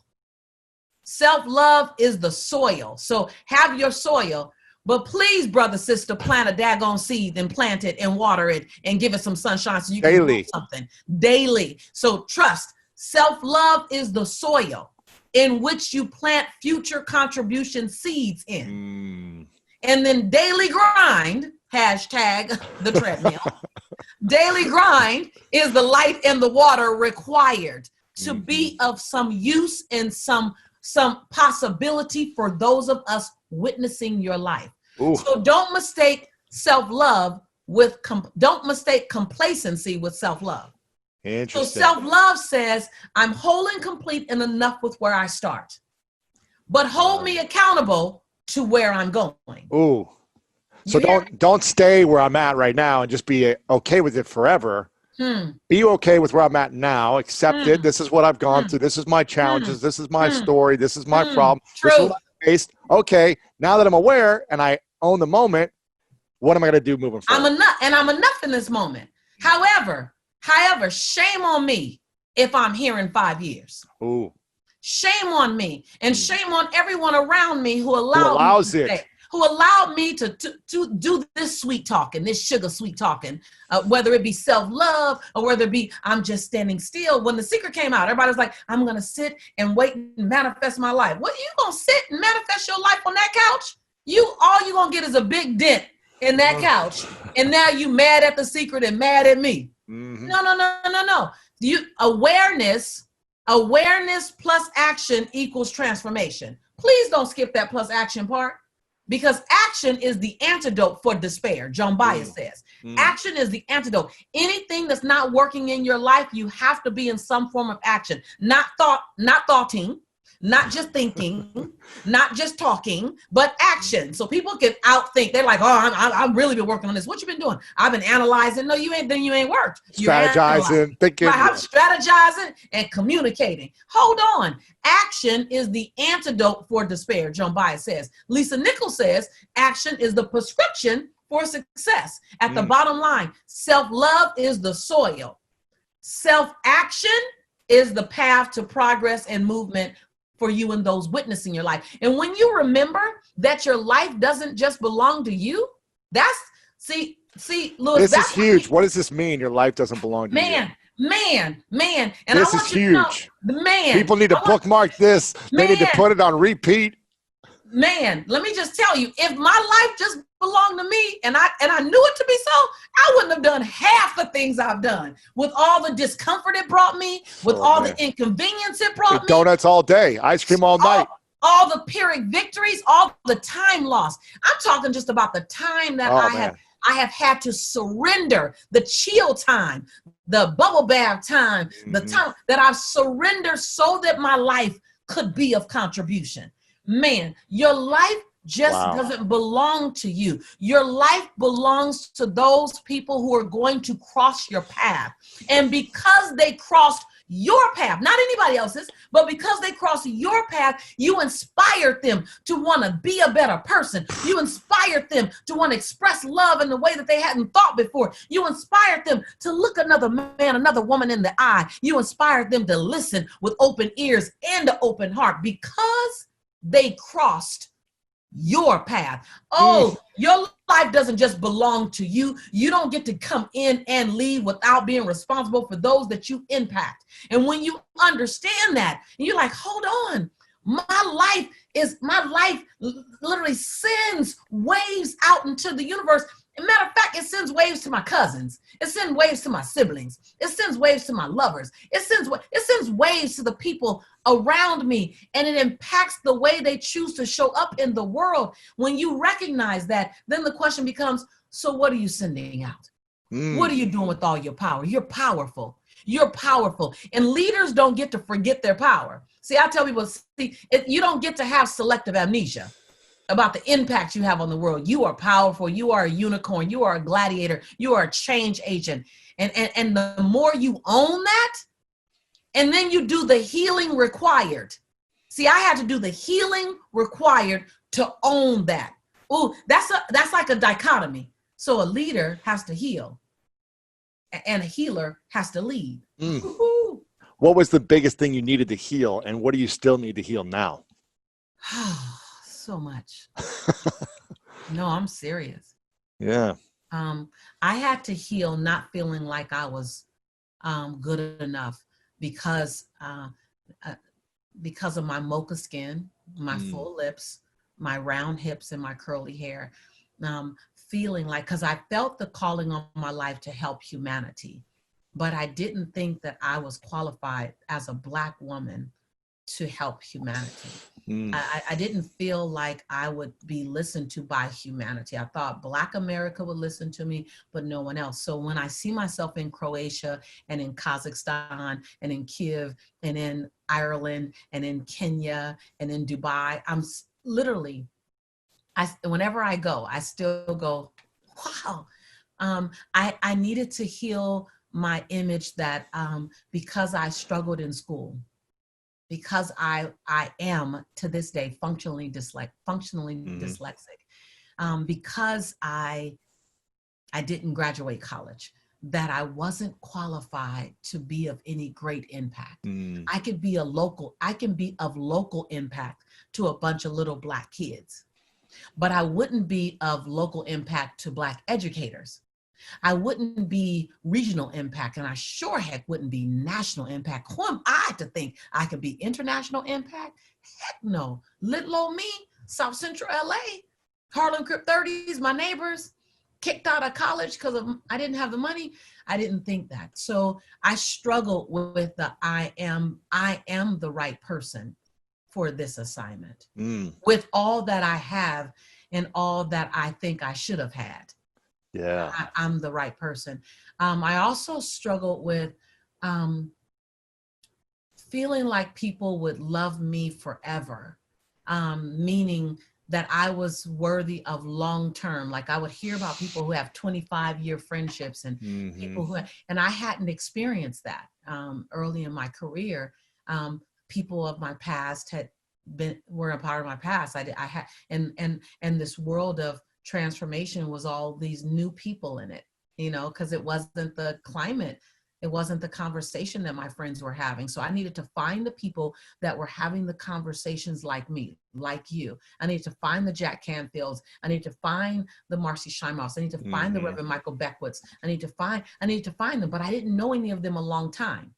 And so I began to miss, no one knows me no one knows Lisa Shantae Nichols. The old me, yeah. No one knows that. They know me in the last 2 years. Yeah. Yeah. No one. No, there's no one there for my bridge. And so I begin to wonder: Will I have long-term friends? Will I have long-term relationships? For a long time, that was a very silent worry of mine. Like, I want someone who just knows my history. I can leave the table. I would always say this to my friend: I want to leave the table, and if the waiter comes, I want someone at the table to know what I eat. I go, it's just that simple. It was just that simple. And then I worried about love. As my career grew, I'm going to talk about the more successful Lisa. As my career grew, I began to feel like it was harder to find someone that could hold my light without dimming my light. I needed someone to be a container for my light without asking me to turn my light down. And that was a long journey. I'm 54 years old. I'm proudly 54 years old, and I've just entered into the love of my life just 2 years ago. Wow. And I'm grateful for every relationship that helped me get there. Every relationship gave me something, either gave me a gift or gave me a lesson. Wow. And I'm grateful for them. And I would never do this, but I'm one of those weird people that I think it's an anomaly what can be done. I could throw a party and literally invite my former relationships, and they would all come and we would have a great time. That is something to be said for there. That's how clean they are. That's how I wish I could say that about the past relationships I was in. I would like to be in that space, but I don't think they want to see me. Yeah. That's how clean I left them. Because one of the things that I made sure is that we left the relationship leaving each other's dignity intact. That's nice. And that was a priority for me. And so in the onset of the relationship, I'd say, I don't see an end to this. Like, I would love for this to last. And if it doesn't, can we make a commitment to honor one another's dignity and leave our dignity intact? Because we may be Mr. or Mrs. Right for each other, or we may be Mr. and Mrs. Right now for each other. And either is perfect. Yeah. And so I opened it up with that. And so literally, if I had a party, my girlfriends all want me to. I'm like, no, I'm not doing that. But that was a thing. And then the last thing I just have to say, because I struggled, was between my love of my child and the love of my career. That was a fear? That was a pull. I felt like I didn't know. No one ever said they had both. Everyone talked about they having to choose. Everyone talks about having to choose between my career and my family. Everyone talks about being out of balance. And so I adopted it. And so I started with a fear that somehow my son would suffer because I was living my dream, or somehow my dream would suffer because I'm a mother. And so my son at 18, I don't know if you remember, they had the phones where you can put your Fave 5 in the phone. Yeah. Early on. And my son, when he was 18 or 17, he was talking to his cousins on the Fave 5, and we have a very close-knit family. And my cousins, my nephew said, why I'm not in your Fave 5? Why I'm not in your Fave 5? And my son said, I don't have room. And he goes, show me your Fave 5, man. Show me your Fave 5. And I could hear them in the background, and he's showing my nephew his Fave 5, and I can hear my nephew go, dude, your mom? What is that about? And he goes, we cool like that. My son said, we're cool like that. And it was my first sign that I didn't have to choose, that I made them both work. And so anyway, you asked the question, what were the things? And those were the three things that I struggled with.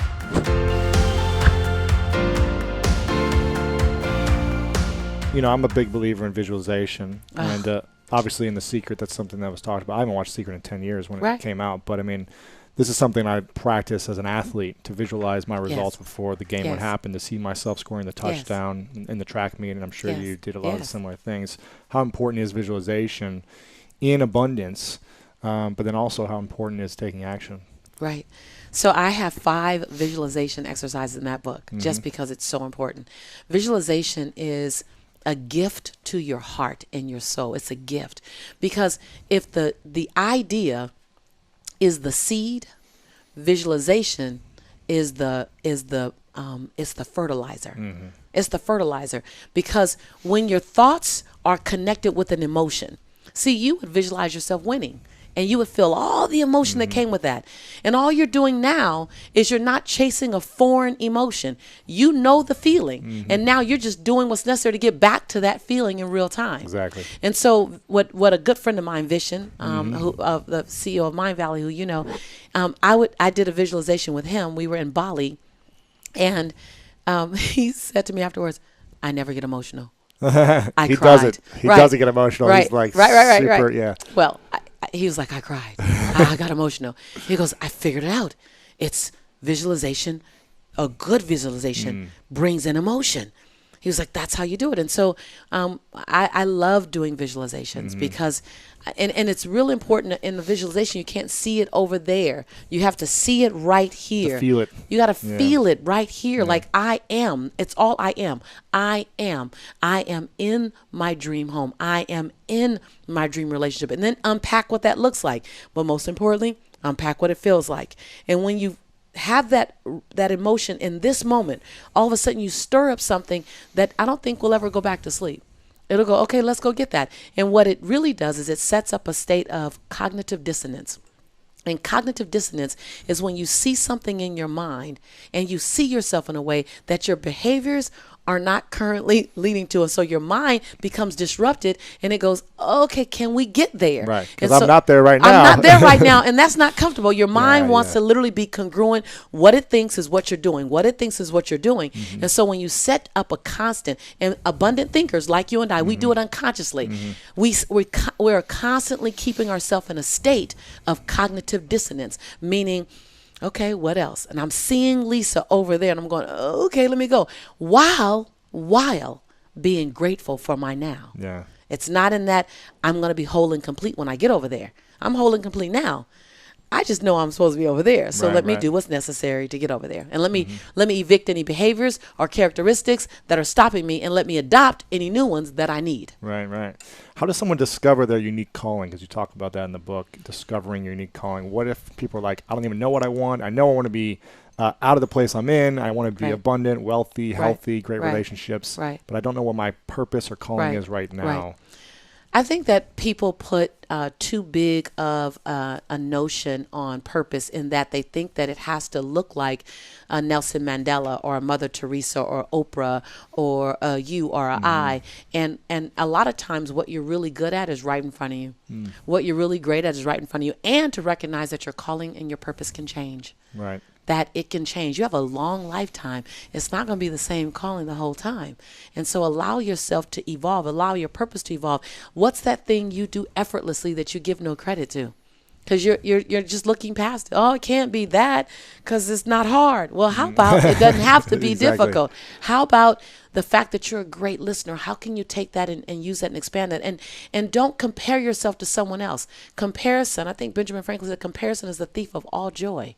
It's all when you look left or right, people are always comparing me to Oprah Winfrey or Iyanla Vanzant or Les Brown or Tony Robbins. I said, listen, I will, if you want me to give you Oprah or Iyanla or Tony or Les, I'm always going to 1000% fail you. But if you're ever interested, I do a damn good Lisa Nichols. I do a good Lisa Nichols. Yeah. And so when you look at what are my gifts, what are my unique gifts?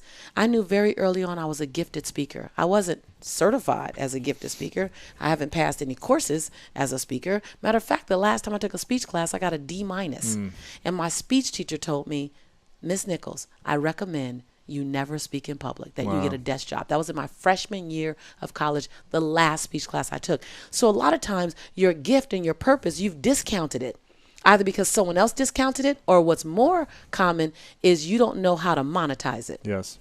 And sometimes the greatest gift you have to give is not for fee, it's for free. You watch people like you and I and go, well, why can't I get paid for it? Well, not every gift you're supposed to get paid for. Nelson Mandela did not get paid for leading 27 years when he got out of prison. He got paid after that, but he was a great leader while he was in prison. And Martin Luther King, he got paid from the church, but his fight for civil rights, that was a free one, and he paid the highest cost. And you can go on and on and on to some of the greatest leaders, Mahatma Gandhi. There wasn't a paycheck. Right. And so, and I'm not, and I know we're scaled down to our version, but don't get attached to having to get paid for your gift. Right. Yeah. I started this podcast as a way of, I'm going to do this for free for a year. I'm not going to take any sponsors. I'm not going to do anything. I'm not going to sell anything. I'm just going to create and facilitate great conversations. And serve. And that's it. And now the money is coming in because of how it's impacted people's lives. And your intention was in the right place. Yeah, but I wasn't like, how can I do this right now to make money? It was, how can I serve the maximum number of people? That right there. That when people live in a place of servant leadership, my grandmother said when I was 24, if you leave and how can you serve the most people? When I sit with my team, I go, how can we serve more people? How can we serve? Last year, we were able to touch 30 million people. Wow. And that's all our question. Now, as we serve, our platform gets brought up. But how can we serve? Don't tell me how we can make more money. I'm not interested in that. I'm interested in how can we serve more? Because if I do the right thing for the right reasons, everything I need will be a byproduct of that. Exactly. So I think we get caught up in, society allows us to has us looking at possessions. And so we begin to measure our joy and our abundance on possessions. I have a friend he's worth $14 billion. Wow.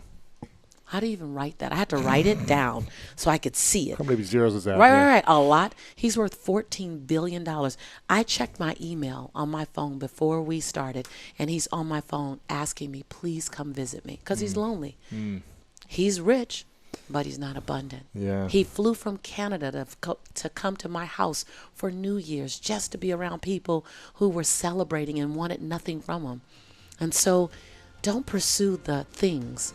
Pursue the acts of service, and everything you need will come. I promise you.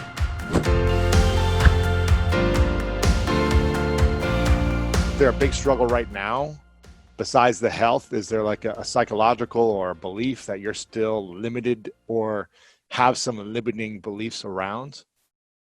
Or is it just all timing? It's just like, it's all happening. It's just going to take the time it takes. And no, I mean, I really want to find an answer for you, because I believe that when people are on a platform of leadership and I'm not saying I'm a superhero at all, but sometimes people tend to give us a cape. I believe it's important for you to understand what we're still working with. So I want to work hard to find something for you. I believe that everyone, the person looking at me and looking at you right now, they deserve that. There's no arrival place for me. I am a constant stream of motion and acceptance and growth. And now I said 17 years ago, Lewis, I want to live on white sand beaches and I want to have blue, clear water. 17 years ago. Wow. With no indication of how I would get there, with no indication that it would happen. And so when this occurred, this was the day I moved. The day I pulled my truck up to the house, we just walked right across the street and took a picture. And I've lived there now for 6 months, and I would just watch the water out of my window, but I didn't give myself permission to go in the water. Why not? You asked me what I'm still working on. You asked what I'm still working on. I'm still working on this. And so I began to process myself. Why are you not? You can't get any closer.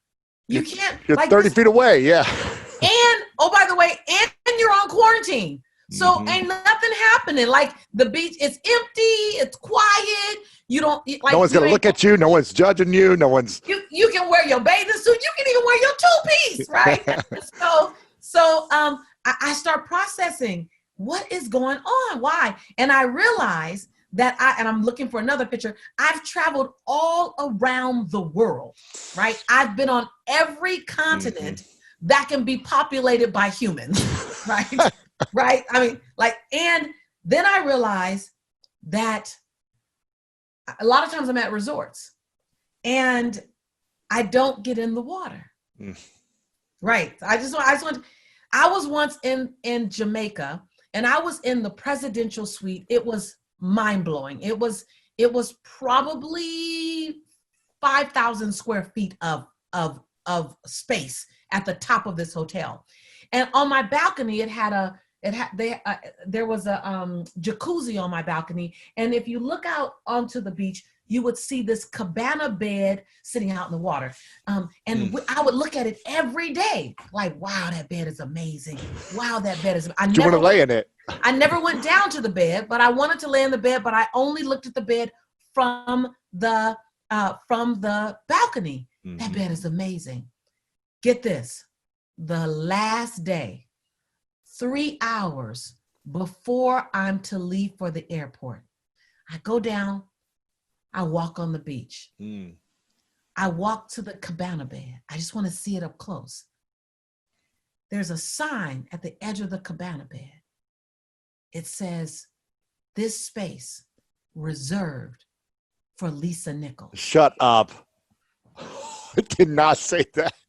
It came with the presidential suite. Oh, the whole time it was yours. The whole time, and I never got in it. Oh, man. Because I assumed from the balcony, it couldn't be for me. And so on my birthday in May, I finally gave myself permission to go and get in the water. It was a liberating day. Wow. Wow. And the reason why I realized I wasn't in the 4 water, months later. the reason why is because the fact that I had this life had already blown my mind, and I didn't know, could I participate? Because I've always watched other people on TV who didn't look like me, who didn't come from my neighborhood, who maybe wasn't dyslexic, who surely didn't get kicked out of college. So I began to go, I unconsciously, Lewis, still working. You asked me, and I'm still working on stuff. I'm gonna be honest with you. Please, y'all don't judge me. We all working on our stuff. That still, when I bought the house, moved to the Bahamas, got the great family, did the work, I still go, oh, you get to get in the water. Now, get in the water is my story. What's yours? So I talked my family, my bonus family, into getting in the water with me. I just got to show it to you. Wow. I'm in the water too. Wow, what a beautiful family. My bonus kids and my man. Wow. And so I'm still working to now. I worked hard to get here, and now it's to take it in and enjoy it. That's my work.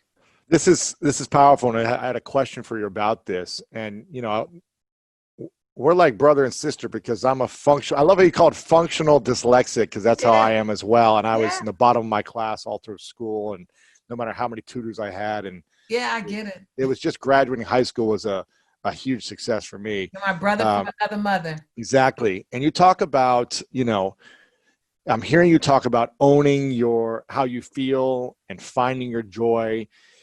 And a lot of people, I do this as well, and a lot of people do this, where we have a lot of good things happen, but then we don't celebrate it because we know other people are suffering or are struggling. And then we have bad things happen and we say, oh, but other people have it worse. And so I should be grateful for what I have, this comparative joy and comparative suffering.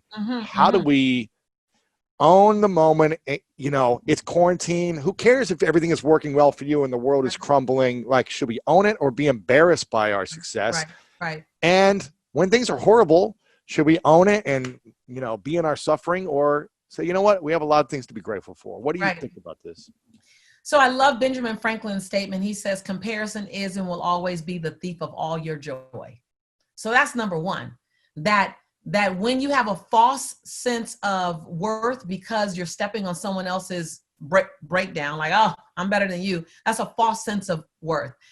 or when you are minimizing your greatness because someone is greater. My girlfriend Susie has this great story. She talks about she and her girlfriends were on a yacht in San Diego, and they got their martinis, they got their glasses, the sun's shining, music's going, and they're on their, I don't know, their 55-foot yacht, right? And it's nice, and they're sailing through San Diego. She said, and she had her shades on laying back, and all of a sudden this shadow comes over her face, and she opens her eyes to this 155-foot yacht. and the lady's up there, drinking, and she kind of looks down at it and goes, hello. And she said she felt 100% complete and whole and happy until that yacht came. Right. And she said the woman didn't try to take her joy. She handed her joy to that woman. Right. And so comparison will always steal your joy one way or another. The false sense of grandizing you on someone else's neck. I always say, can you be as tall as you need to be without standing on my neck? Ooh. Like, can you do me that favor? Can you stand in your greatness without standing on my neck? Right. And so that's every time you say, but we're not as bad as such and so, you just put your foot on someone's neck to stand just a little bit taller. Right. And so, and then the other part to that, so when you're feeling great and when you're feeling joyful, what I like to do is I like to show awareness. I want 100% of my joy. I want 100% of my bliss. I want to be able to share it, but I want to share it with awareness. So to me, that's one of the things. What does that mean with awareness? Right. I'll give you an example. So listen, I'm a C student, so I'm always going to give examples. Hey, I'm going to compare myself to you. You're better than me. Yeah. And I will always give examples because I needed examples when I was. I hear you. So it looks like this. Not everyone is having the same experience that I'm having. And I honor that. And I celebrate that. And I want to celebrate the fact that right now I'm in the most fulfilling relationship I've ever experienced. Mm-hmm. I want to celebrate the fact that I found love in a way that I never even knew love existed. And I understand everyone is in a different place. And I honor that. I just wanted to give light and celebrate where I am right now. And so it's compassionate celebration, right? So if you can celebrate with compassion, I don't want to minimize my light. I don't want to dim my light. I don't want to turn my light down. I don't want to walk in a room and go, hold on, let me turn my light down because your light isn't bright. No, that's my light. I want to bring it in the room, but I want to honor you.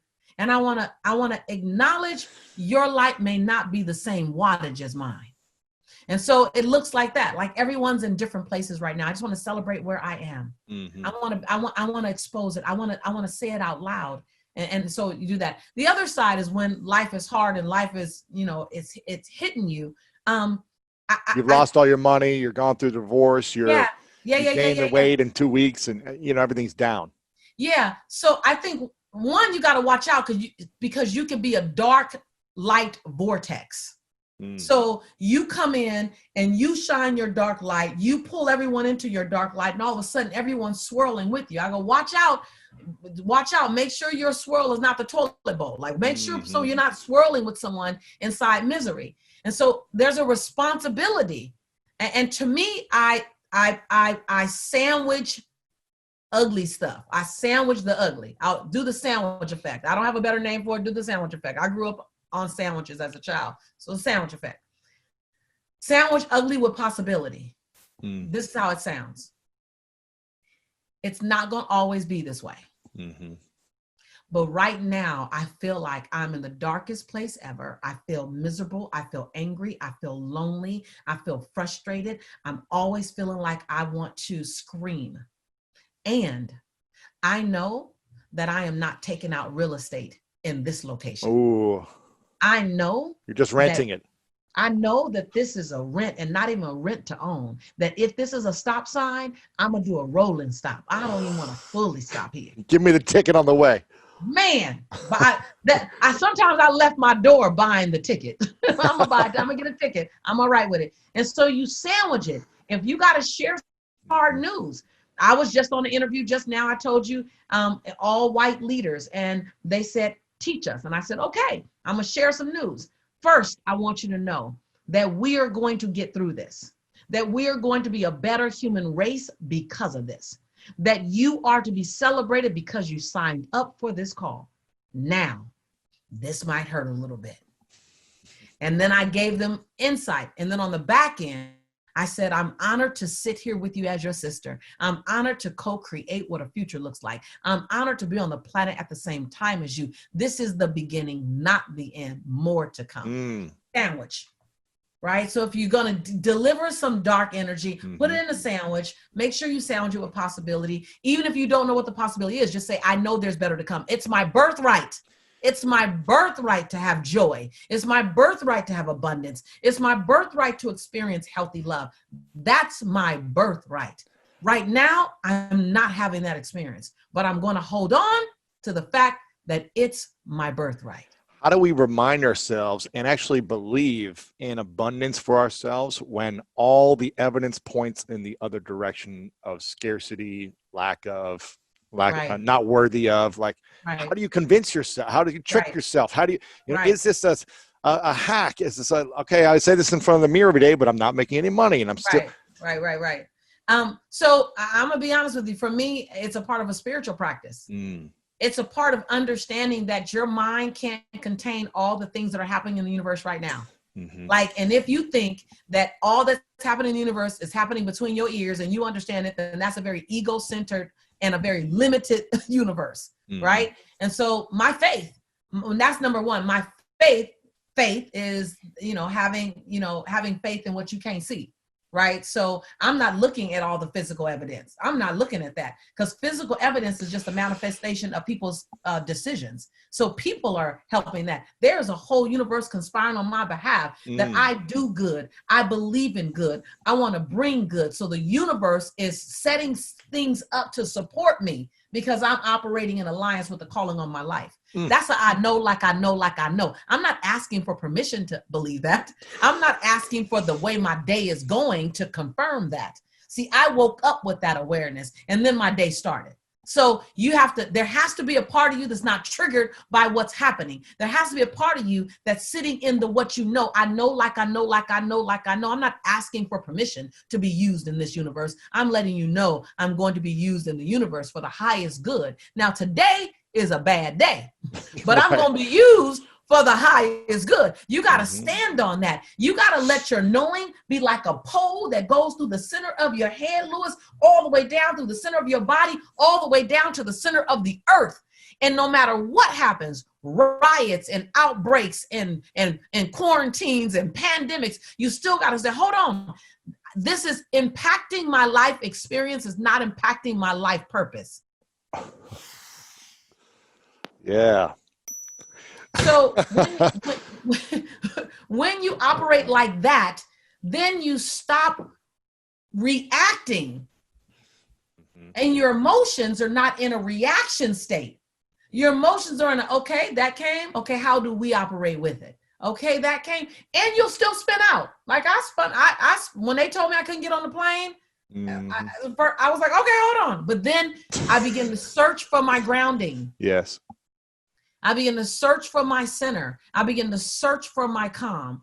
And so you have to know where to find those things and how to go back and get them. You have a right to be to upset, to be scared, to be frustrated, to be angry. You got a right to feel all those feelings. Please feel them so you know what they feel like. What you don't have permission to do if you say you're a leader, a unicorn, a change maker, is to take up real estate in that feeling, to do a lease option buy. What you don't get to do is stay in that state of emotion that moves you out of being impactful. And so it's an ongoing process. Why do you think it's easier for people to stay in, I guess what's the terminology is like misery loves company. Why is misery easier to stay in than growth,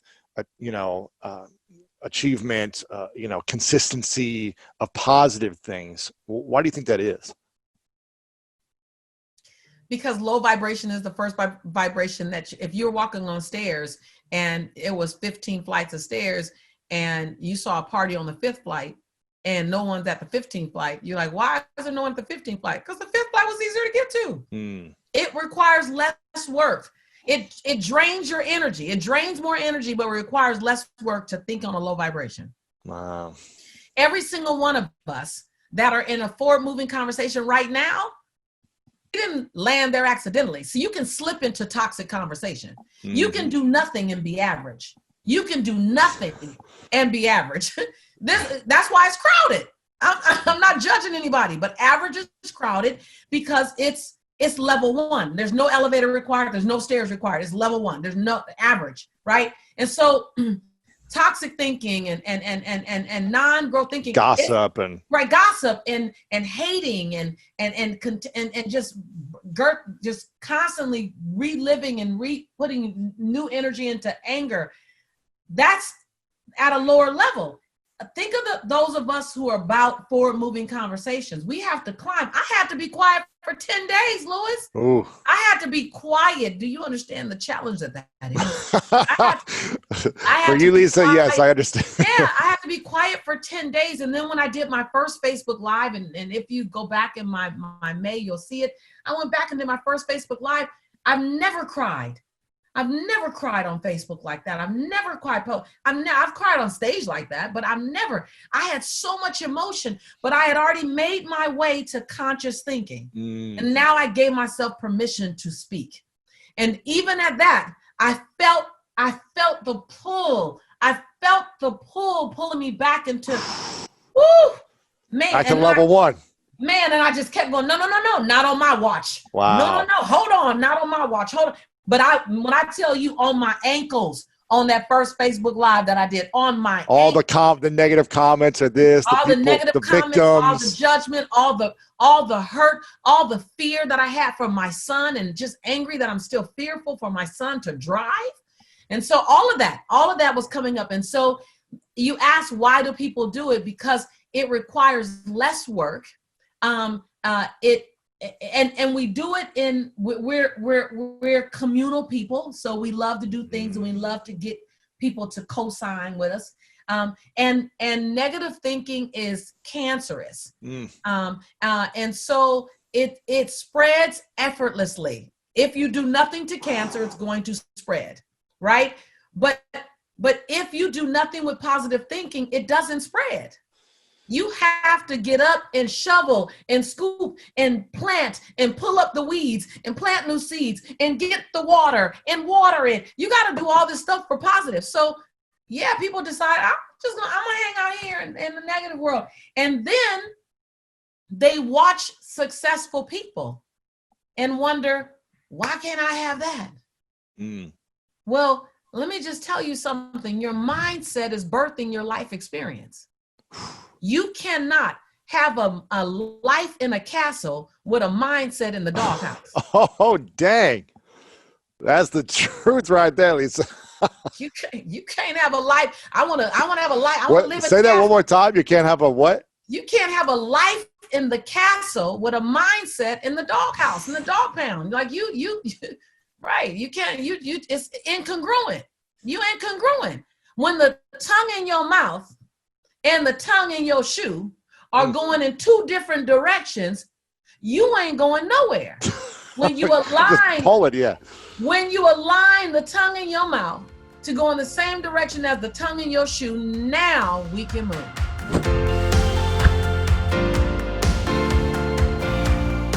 Let's talk about the 4 E's. What is this principle, the 4 E's that you talk about in your book? Yeah. So there, I like to break up my life in quadrants, and I help my students. I do a lot of coaching. I do personal development and professional development coaching. And no matter where you come to me, whether you come to me for personal development or whether you want to turn your passion into profit in this professional development and business development for entrepreneurs, we go over the 4 E's because abundance is holistic. It's a holistic experience.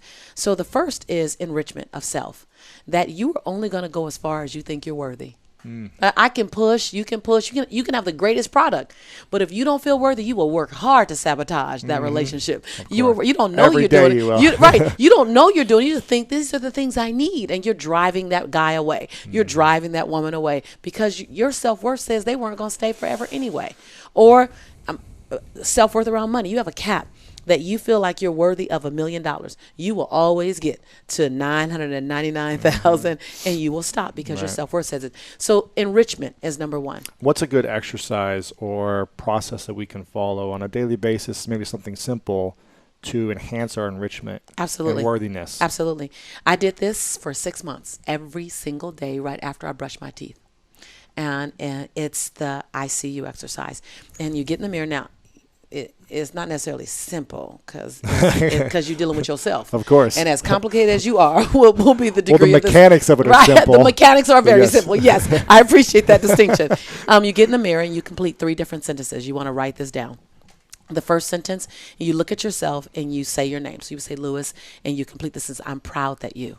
And find 7 different things every day to celebrate yourself for. 7 different. Each day you can do the same thing you did the day before, but each day do 7 different things to be proud of. The second sentence is going to knock you down a little bit. It's going to come from your gut. Lewis, I forgive you for. And cut the shackles to blame, shame, guilt, regret, and anger. In that sentence, you cut those 5 shackles.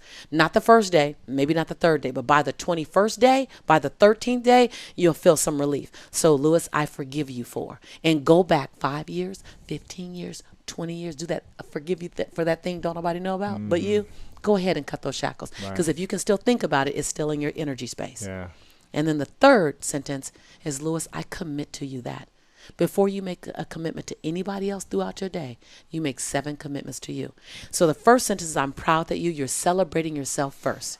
We are under-celebrated as a society. We look for acknowledgement. They interviewed 100 executives that all made over $250,000 and said, would you like a 5% raise next year, or would you rather be told thank you more often? 100% said, keep your money.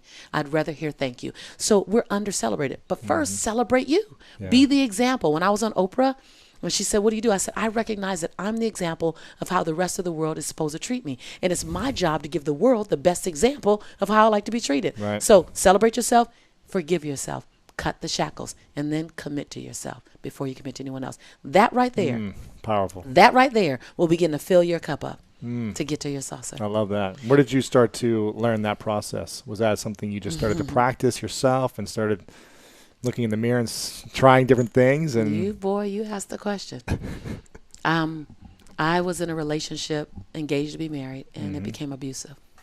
I was emotionally abused, and then he picked me up and threw me 3 feet across the room and choked me until I passed out. I don't tell a lot of people that. And I was suffering with post-traumatic stress disorder. And my mother asked me to go to the doctor, strongly recommended I go to the doctor, drugged me to the doctor. wow. And after the assessment of me in Manhattan Beach, my doctor said that I was clinically depressed. And I said, how did I get here? Me? That don't even fit with my name. I was head cheerleader at my high school. I was the captain of the track team. I'm always the person to get people going. It didn't fit. How did I get here? I don't know if you've ever found yourself saying, how did I get here? I was sitting on the table in the doctor's office saying, how did I get here? And when she wrote me the prescription, she handed me the prescription. And I read the prescription, and it said, Lisa Nichols, Prozac. It was like I was looking at a foreign statement, my name and Prozac. And I asked her, I said, can I try something for 30 days? Because I realized I was just sad. I lost me. I had lost me in him. I had lost me in being a mother. I had lost me in being the mother of a son whose father was in prison and trying to hide that shame and then trying to make this man happy and then beginning to fend for my life. I lost me. So I needed to discover me. I needed to remind myself who I was. And so I just realized I didn't celebrate me. I was beating myself up. I was really mad at me. And I was showing up for everyone else. So I just made up these sentences. And I did it to rescue myself, to turn my crawl into a walk.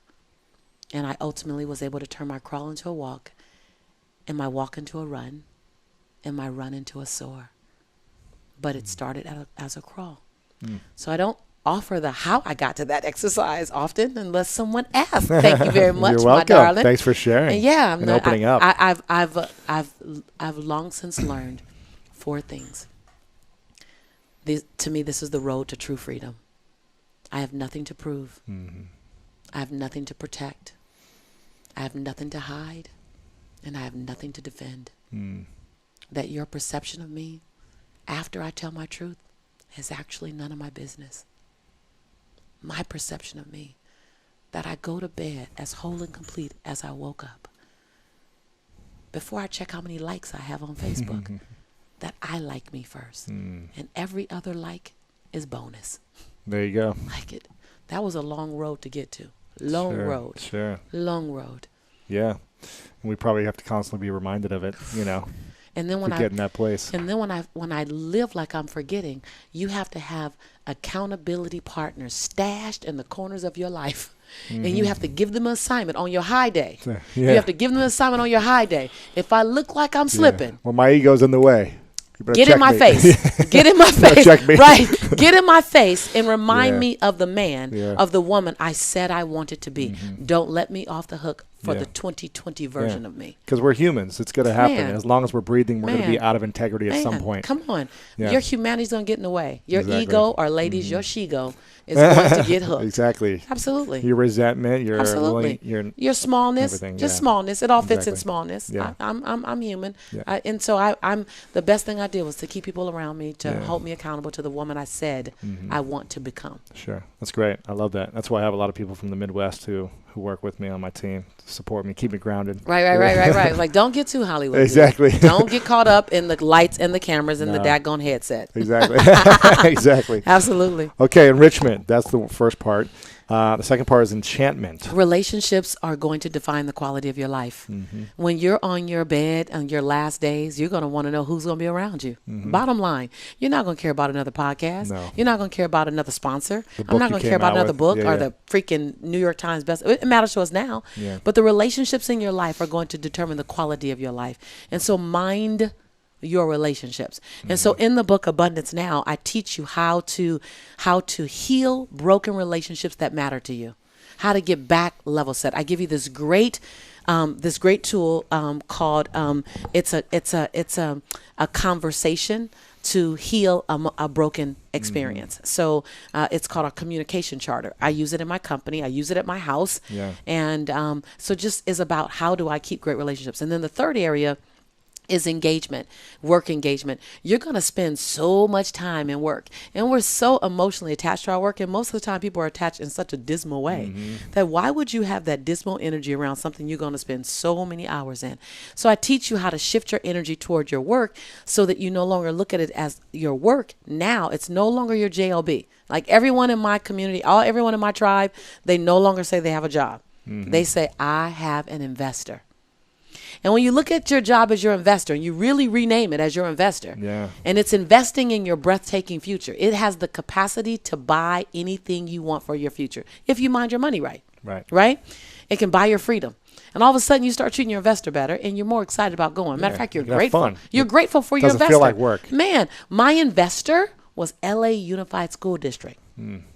That was a hard place to be when it was a job. I'm just telling you. But as an investor, for 3.5 years, I wrote myself a check. And I put in the memo line, funding my dream. I didn't even know what the dream was. I wasn't even clear. I just knew whatever my dream was, it was going to cost some money. And I needed to pay.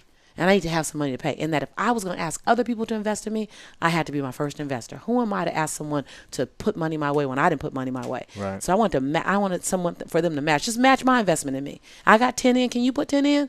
I got 20 in. Can you put 20 in? And so when you look at your job, your work engagement as an investor into your breathtaking life, all of a sudden there's a different energy around it. Yeah. And then the last one is money endowment. And to recognize more than the Dr. Seuss family and the Disney family and the McDonald's family and the Lawrence Welk family has a right to an endowment. When you get the understanding, and I really unpack it here, where you kind of go, what? Like I'll make you do a couple of Scooby-Doo looks in the book, like, roll. When you look and go, I can do an endowment, because we think it's for them. Remember, I started this conversation with abundance is for those people over there, especially when it comes to an endowment or a living legacy, like in your book, and creating a legacy, to recognize that, wait a minute, there's a Lewis endowment and a Lisa endowment and a Don and John and Tanya endowment and fill in the blank here endowment. And I need to live my life to set up my endowment. All of a sudden you become responsible for generations to come, responsible for changing the trajectory of your family's life. That's some bold stuff.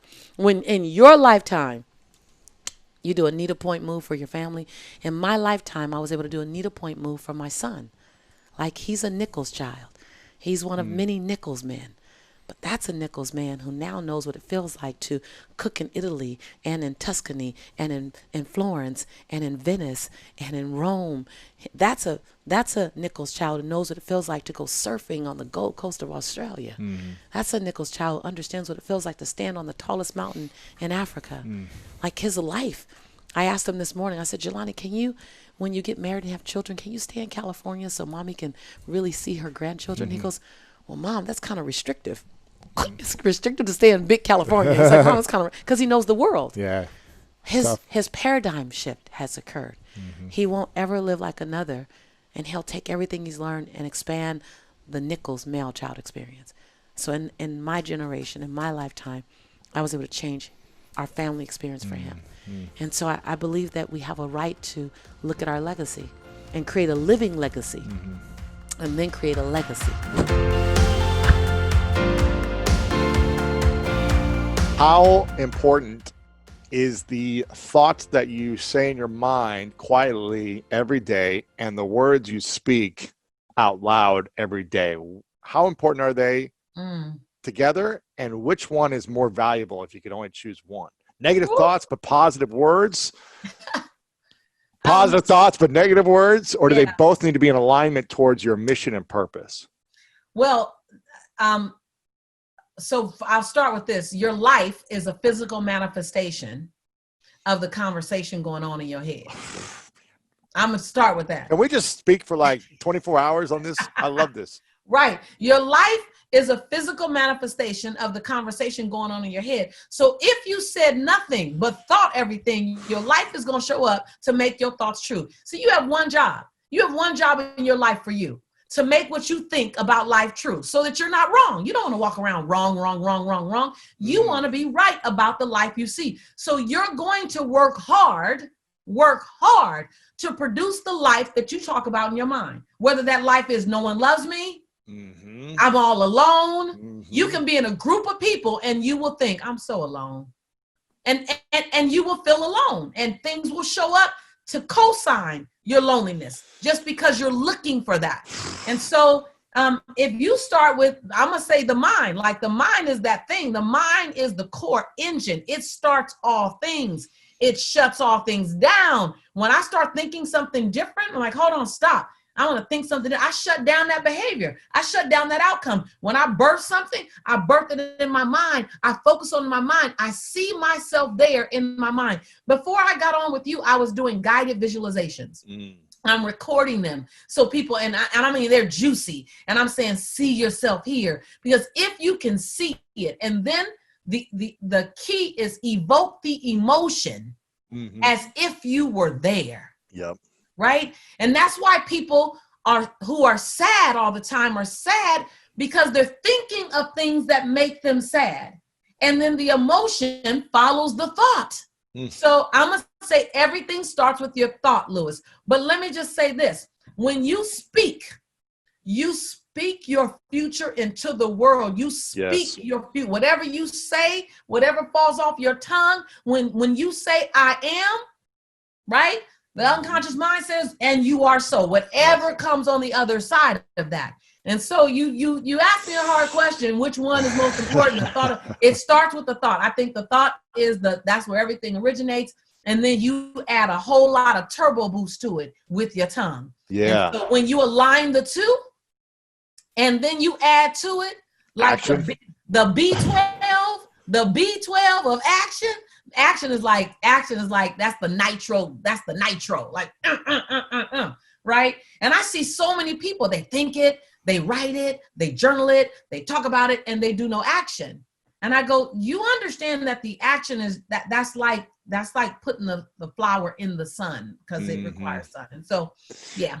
Yeah, this is a beautiful explanation. And I had a Navy SEAL on, I don't know, 6-7 months ago. His name's Chad. And he talked about, as a SEAL, he used the tongue as a rudder in a boat. He said, what you speak is going to lead you down, you know, the ocean or the river or wherever on the boat you're on. And so he never says anything negative out loud because it's so powerful. In the Navy SEALs, he talk about how powerful it is. No matter how much pain they're experiencing in Hell Week and all this stuff they're dealing with, they never allow the tongue to speak something negative. Otherwise, they'll ultimately quit and give up. Right. It's too painful to deal with what they deal with. Right. To then say, I'm hurting, I'm tired, I can't do it. Right. Don't speak that. Don't speak that into the universe. You just, because whatever you speak feels like it expands. Of course. Right. Energy grows where energy goes. It expands. So speak life. Speak possibility. There is not one dark situation that doesn't have a glimmer of light. It doesn't mean it's going to be convenient to see. That's true. And most of us are looking for convenient light. Yes. Oh man, I want to speak for like 5 more hours with you, but I want to try to finish with a few final questions here. Yes.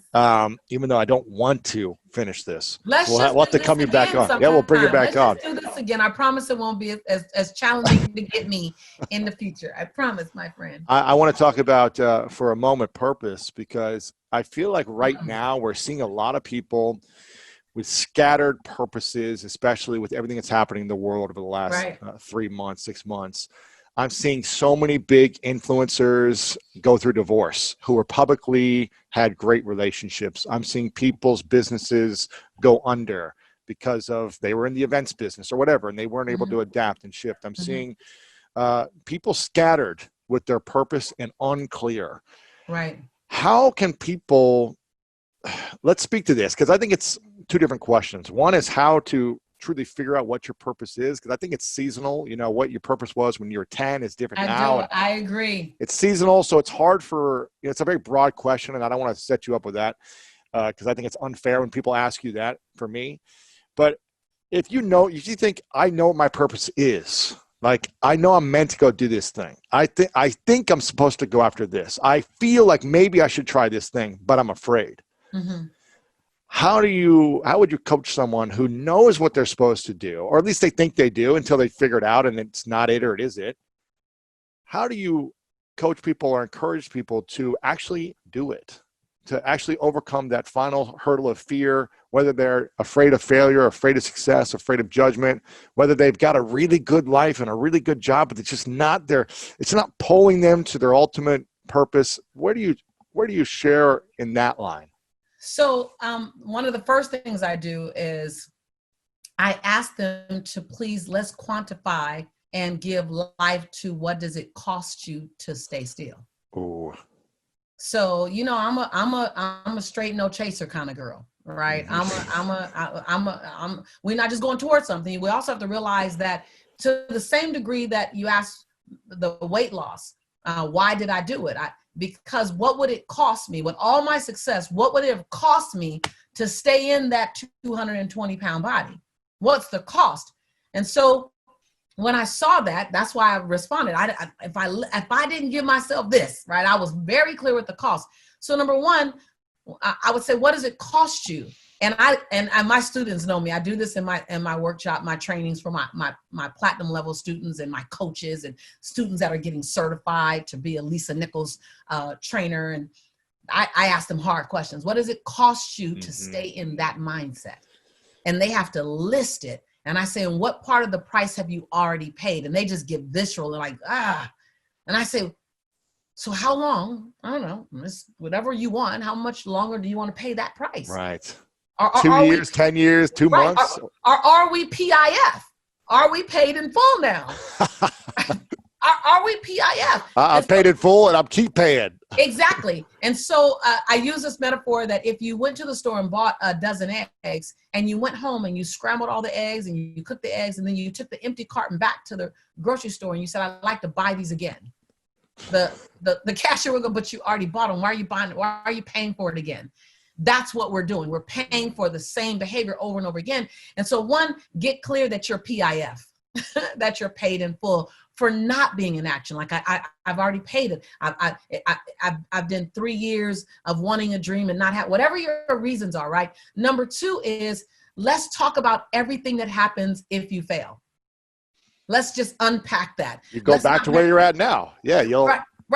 Oh, actually, you never are back to where you are now, because now you got some kind of lesson that you didn't have. Yeah. Right. You got some kind of experience. So what happens if you fail? Okay, great. So what lessons can we pull out of that? So now let's agree to, if we fail, let's fail forward. So then let's define, what does failing forward look like? So then we get very descriptive on what does failing forward look like? What will I do with the lessons? What will I'll document 4 to 6 things I did right. And I'll document 2 to 3 things that I can improve upon, and I'll implement them all on the next go round. So then we take out all the possibility. And I even go as far as saying, so what if people judge you? I unpack it. What if people judge you? Let's say they talk really bad about you on social media for like 3 days. Like, it goes a while. Well, then what happens? Mm-hmm. Well, on the 6th day, I get up and do it again. So all of a sudden I take all the juice out of the balloon of all. We just deep dive into the darkness of your illusions, deep dive into the darkness of your mind. So like, what? Okay, well, I'll lose this money. Okay, you lost how much? 40,000. Okay, all 40,000 gone. So now what? I don't know. Okay, well, let's figure out a plan, because you already lost the money. We lost the money. Let's now I can start saving again, or I can do whatever. Okay, great. So then all these big possibilities are now just situations. Mm-hmm. Then I go to, so what can we do to eliminate the possibility of that occurring?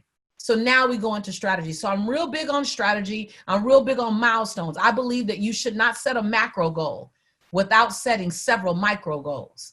So I live in micro goals. Like, my number that I want to generate this year, I don't ever look at that after November of the year prior. After November 2019, I don't really look at it. I look at every monthly goal, because that's my milestone. I know that goal, and I know that goal is tied into my annual goal. Mm-hmm. So I don't have to worry about it. So I'm seeing if I'm on track, because I can handle that. That's palatable, right? So then a lot of times entrepreneurs set like big, bodacious goal, and you have a release of endorphins when you first set it, but then it goes away because you don't even know how you're going to get there. Yeah. And so I'm real big on just on my campus, I'm real big on 3 things: a strategy, right? Milestones, and accountability. Yeah. By when dates, by when, by who, right? And so make it doable, make it so you could see it, set it up in 90 days. And so I think that purpose comes with a plan. Ooh. And oftentimes we leave purpose so big and so ambiguous that it feels difficult to touch. And so if you're supposed to inspire millions, okay, great. So for August, how many are you going to touch toward that million? We're going to get to millions. We're going to get to millions. But are we touching 5,000? Are we touching 50,000? Mm-hmm. And then by November, did you grow your social media platform by 3% or by 30%? Like, less something trackable and measurable so that you can see that purpose being fulfilled. So you can trust your picker. So many of us haven't had enough indicators, haven't had enough evidence that we've done it the way we thought we would do it, or better, that now you're starting to pull back on trusting your picker. Well, you need evidence. If the court of law sends a man to prison because of evidence, or lets a woman walk because of lack of evidence, then why not use evidence in your life that you're ready for such a time as this? But you have to set it up in such a way where you can see the trackable evidence. What do we say to ourselves when we don't do self-care? What are we saying about how much we are worth to ourselves when we delay that for months and years of taking care of ourselves? Yeah. I'm not important enough to put at the front of my own line. You always are going to have a line of people to serve, things to do. And you got one job: to stand at the front of your own line. You're saying that you're training other people how to treat you by the way you treat yourself. Mm-hmm. And so you are saying, that I still need to heal in the area of feeling important enough to prioritize my self-care. Yeah. You also may be saying, and can be saying, I still need to learn how to fall in love with myself enough to take care of me the way I take care of others. And that's so many people. You take care of those around you far better than you take care of yourself. Yeah, yeah. This is beautiful. You shared last time. I want to see if your 3 truths are the same. So at the end of every interview, I ask people what their 3 biggest truths are. If this was their last day on Earth many years from now, and all of their content was had to go with them to the next place, and there was no more videos or books or anything of your message, but you could share 3 lessons to the world or 3 truths. I'm curious if your 3 truths have changed in this season. So I'll ask you, what are your current 3 truths? You are greater than your circumstances. It's your birthright. It's your birthright to have joy and abundance and love and fairness. And it's your responsibility to leave this planet a better place than it was before you came by your contribution. And those probably are all different because I'm a woman. I change. I'm Hey. the right. I change hair. I change looks. I like it. What were they for? Yeah, the last time was you get 1,000 do-overs every 999. You get to press reset. Most valuable thing is to nourish people around you who love you and make your dash dance. Yes. So, I love those. Those are in alignment. Yeah, those are in alignment. Yeah. All in the same community. And the last question, which I'm going to ask you here in a second, before I do, Lisa, I want to acknowledge you for being an incredible human being of spreading positive energy. You talked about like our life is not for us, it's for other people as well. And every action, every word, every intention you set creates a ripple, and you've made a powerful impact on me. I know Ben is watching and listening, our producer. It's made an impact on him and the millions of people that are listening and watching right now. This is going to impact in such a profound, powerful way. I acknowledge you for your consistent growth, the consistent effort and energy you take to work on your health and maintain and improve, to having the relationship you want, everything. I acknowledge you. You're amazing, and I'm so grateful we're friends and that you're alive. So thank you so much. I appreciate the acknowledgement. I'm a reflection of you, brother. We are blessed enough to find like unicorns, like each other, so that we don't have to walk this planet alone, wondering about our sanity, because we play out in the universe. We don't play outside the box. We realize that there was never a box in the first place. So thank you for making the journey feel good. I'm always grateful for the company I get to keep while I'm here and while I'm up to what I'm doing. So I'm your sister in service, your sister in possibility. I want to find excuses to play together and call it one. Exactly. I appreciate it.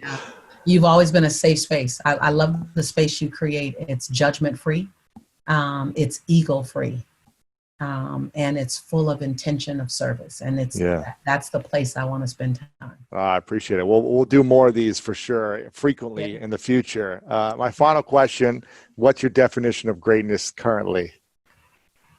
Being willing to lift others as you climb. Being willing to lift others as you climb. Being willing to speak even if your voice shakes. If you want more greatness in your life, then you got to check out this video right here. Mental resolve. I think that everybody needs that, because when you have goals and dreams, there will be resistance.